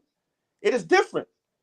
But what I'm saying is every fighter is supposed to feel like I can fight anybody. That's the attitude I want you to have. But hopefully there's a smart manager behind you that says, even though we feel he can, we're not. Right. Right. Like everybody says, a great little man can be a good man, but a great big man can't be a great little man. So you said a great big man can't be the great little man? Can. He will. Yeah. You know the thing I always try to do. You're hurting by mistake. Hey, Dad, the reason I always put you on the panels with people like Crown, D3, Marty the manager, man, is because these guys know boxing. And I think from what I'm seeing, if you would just work on stop letting people hit you before you start fighting, I think you could be really good, bro. I had that problem too. The fight didn't start until I got hit with a good shot. I'm gonna piggyback off what Crown said. Like my nephew box. He boxes at light heavyweight. He's an amateur. He fights at light heavyweight. I went. I got in the ring with my nephew and box. My nephew was like, man, I ain't got shit coming with Unc. Unc can hit hard as shit. And this, when I say my nephew is 6'3", he walks around like 190, but he fighted the amateurs at 175. He was like, man, fuck no. Unc hit hard as shit. I'm not fighting him. He hit hard as shit. I hit him one time, and he was like, no, I'm not doing this. I'm not doing because you might have the skills to beat a lot of guys, but like he said, when you in there with somebody that's just as good as you, hit just as hard as you, but he's naturally that weight and you're not, is a totally different thing because he's I used to see what getting you're hit by talking those about. bigger guys. He's used to getting hit by those bigger guys. You're not used to getting hit by big guys. You might can take a couple of hits from big guys, but you're not naturally used to getting hit by bigger guys. You're moving up. He's at that weight class, naturally getting hit by those bigger guys. Yeah, I can see exactly what you're talking about. Cause me being same but 6 foot and like me, my walk around weight was probably 180, 170, bro, on a good day. You feel me? So once I go down to 152, you know what I'm saying? I know that, but they not gonna take what I give because I'm naturally bigger. You feel me? Right. Most fighters too. I'll say this, right? Me myself, I was a welterweight. I was convinced because I was about the same height as Virgil. He convinced me to take 2 fights at the end of my career at light heavyweight because I was boxing him. Right. The first fight, I knocked the guy out in the first round. It was fool's gold. I'm like, well, I can fight these big light heavyweights. But when I think back, right, even in that fight where I knocked him out in the first round, right, he landed 1 solid shot on me. Gave me an ulcer inside my lip that was there for 2 months. 2 months. Inside, an ulcer inside my lip, 2 months. And all I was saying to myself after the fight, because I didn't feel it during the fight, but after the fight, I'm like, damn, this shit hurt. Damn, he hit hard as hell. Because it was just totally different from welterweight power, right? And so I decided, I had a 5-year layoff. So after that, like I said, it was fool's gold. I said, well, shit, I'll take another fight at light heavyweight while I'm waiting to come down. So I continue to train. 2 weeks later, with the ulcer in my mouth, I fight another light heavyweight. But this one is like 6'3" and a southpaw. This time I get stopped. And then it was light heavyweight. I couldn't even keep the weight on. I weighed in at 166. And then I realized there's weight classes for a reason. I was bugging. These motherfuckers is too big. just too big. Look, the first time he hit me, it didn't hurt me, but my feet lifted off the ground and I slid like 4 feet over. And I'm like, ain't nobody never pushed me around a ring like this. Like, what the fuck? But it's just, I'm sorry, because it's just the strength is different when a guy is 20, 30 pounds naturally bigger than you. Right. Hey, when it comes to Crown, man, hey, D3, man, this dude Crown is the funniest dude on YouTube, bro. Hey, he be just saying stuff. He be so honest about fights. Like, yeah, that hit me. I almost went down. Listen, it is what it is. I had 37 years in the sport. I ain't gonna lie. He was too big.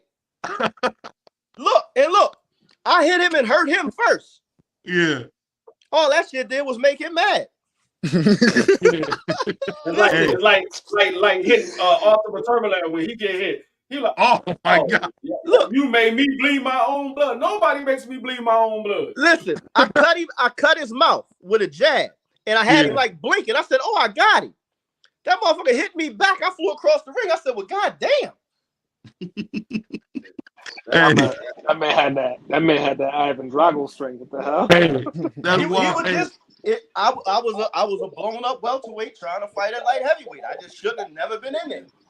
Yeah, nah. You know what, man? It's just to a certain point. Yeah. I'm gonna say this, man. I appreciate my brother Crown, my brother Juan, of course, my brother John D3, man. Y'all helping our podcast grow. Hey, when I was in the middle of trying to figure this stuff out before I ran into my brother D3, my brother Crown came right through, man, was helping me with this, man. And like I said, if you ever need me at D3, man, we there for you, bro. I appreciate that. And I haven't been active. Yeah. But I actually mentioned you on my video today. I did a video for the first time in a month. I'm going to get more active. I appreciate you sending me the invites, keeping my name alive. And I am about to get active trying to build my channel because I'm right on the cusp of getting monetized. I just need to get my hours up a little more. So I'm going to start taking it a little more serious. And I definitely appreciate you always extending your platform to me and let me come on and run my mouth. Oh, yeah. Me too, BVO. Me too. I didn't know you had a channel. Matter of fact, let me see if I can pull up your channel. Yeah, Crown View Boxing TV.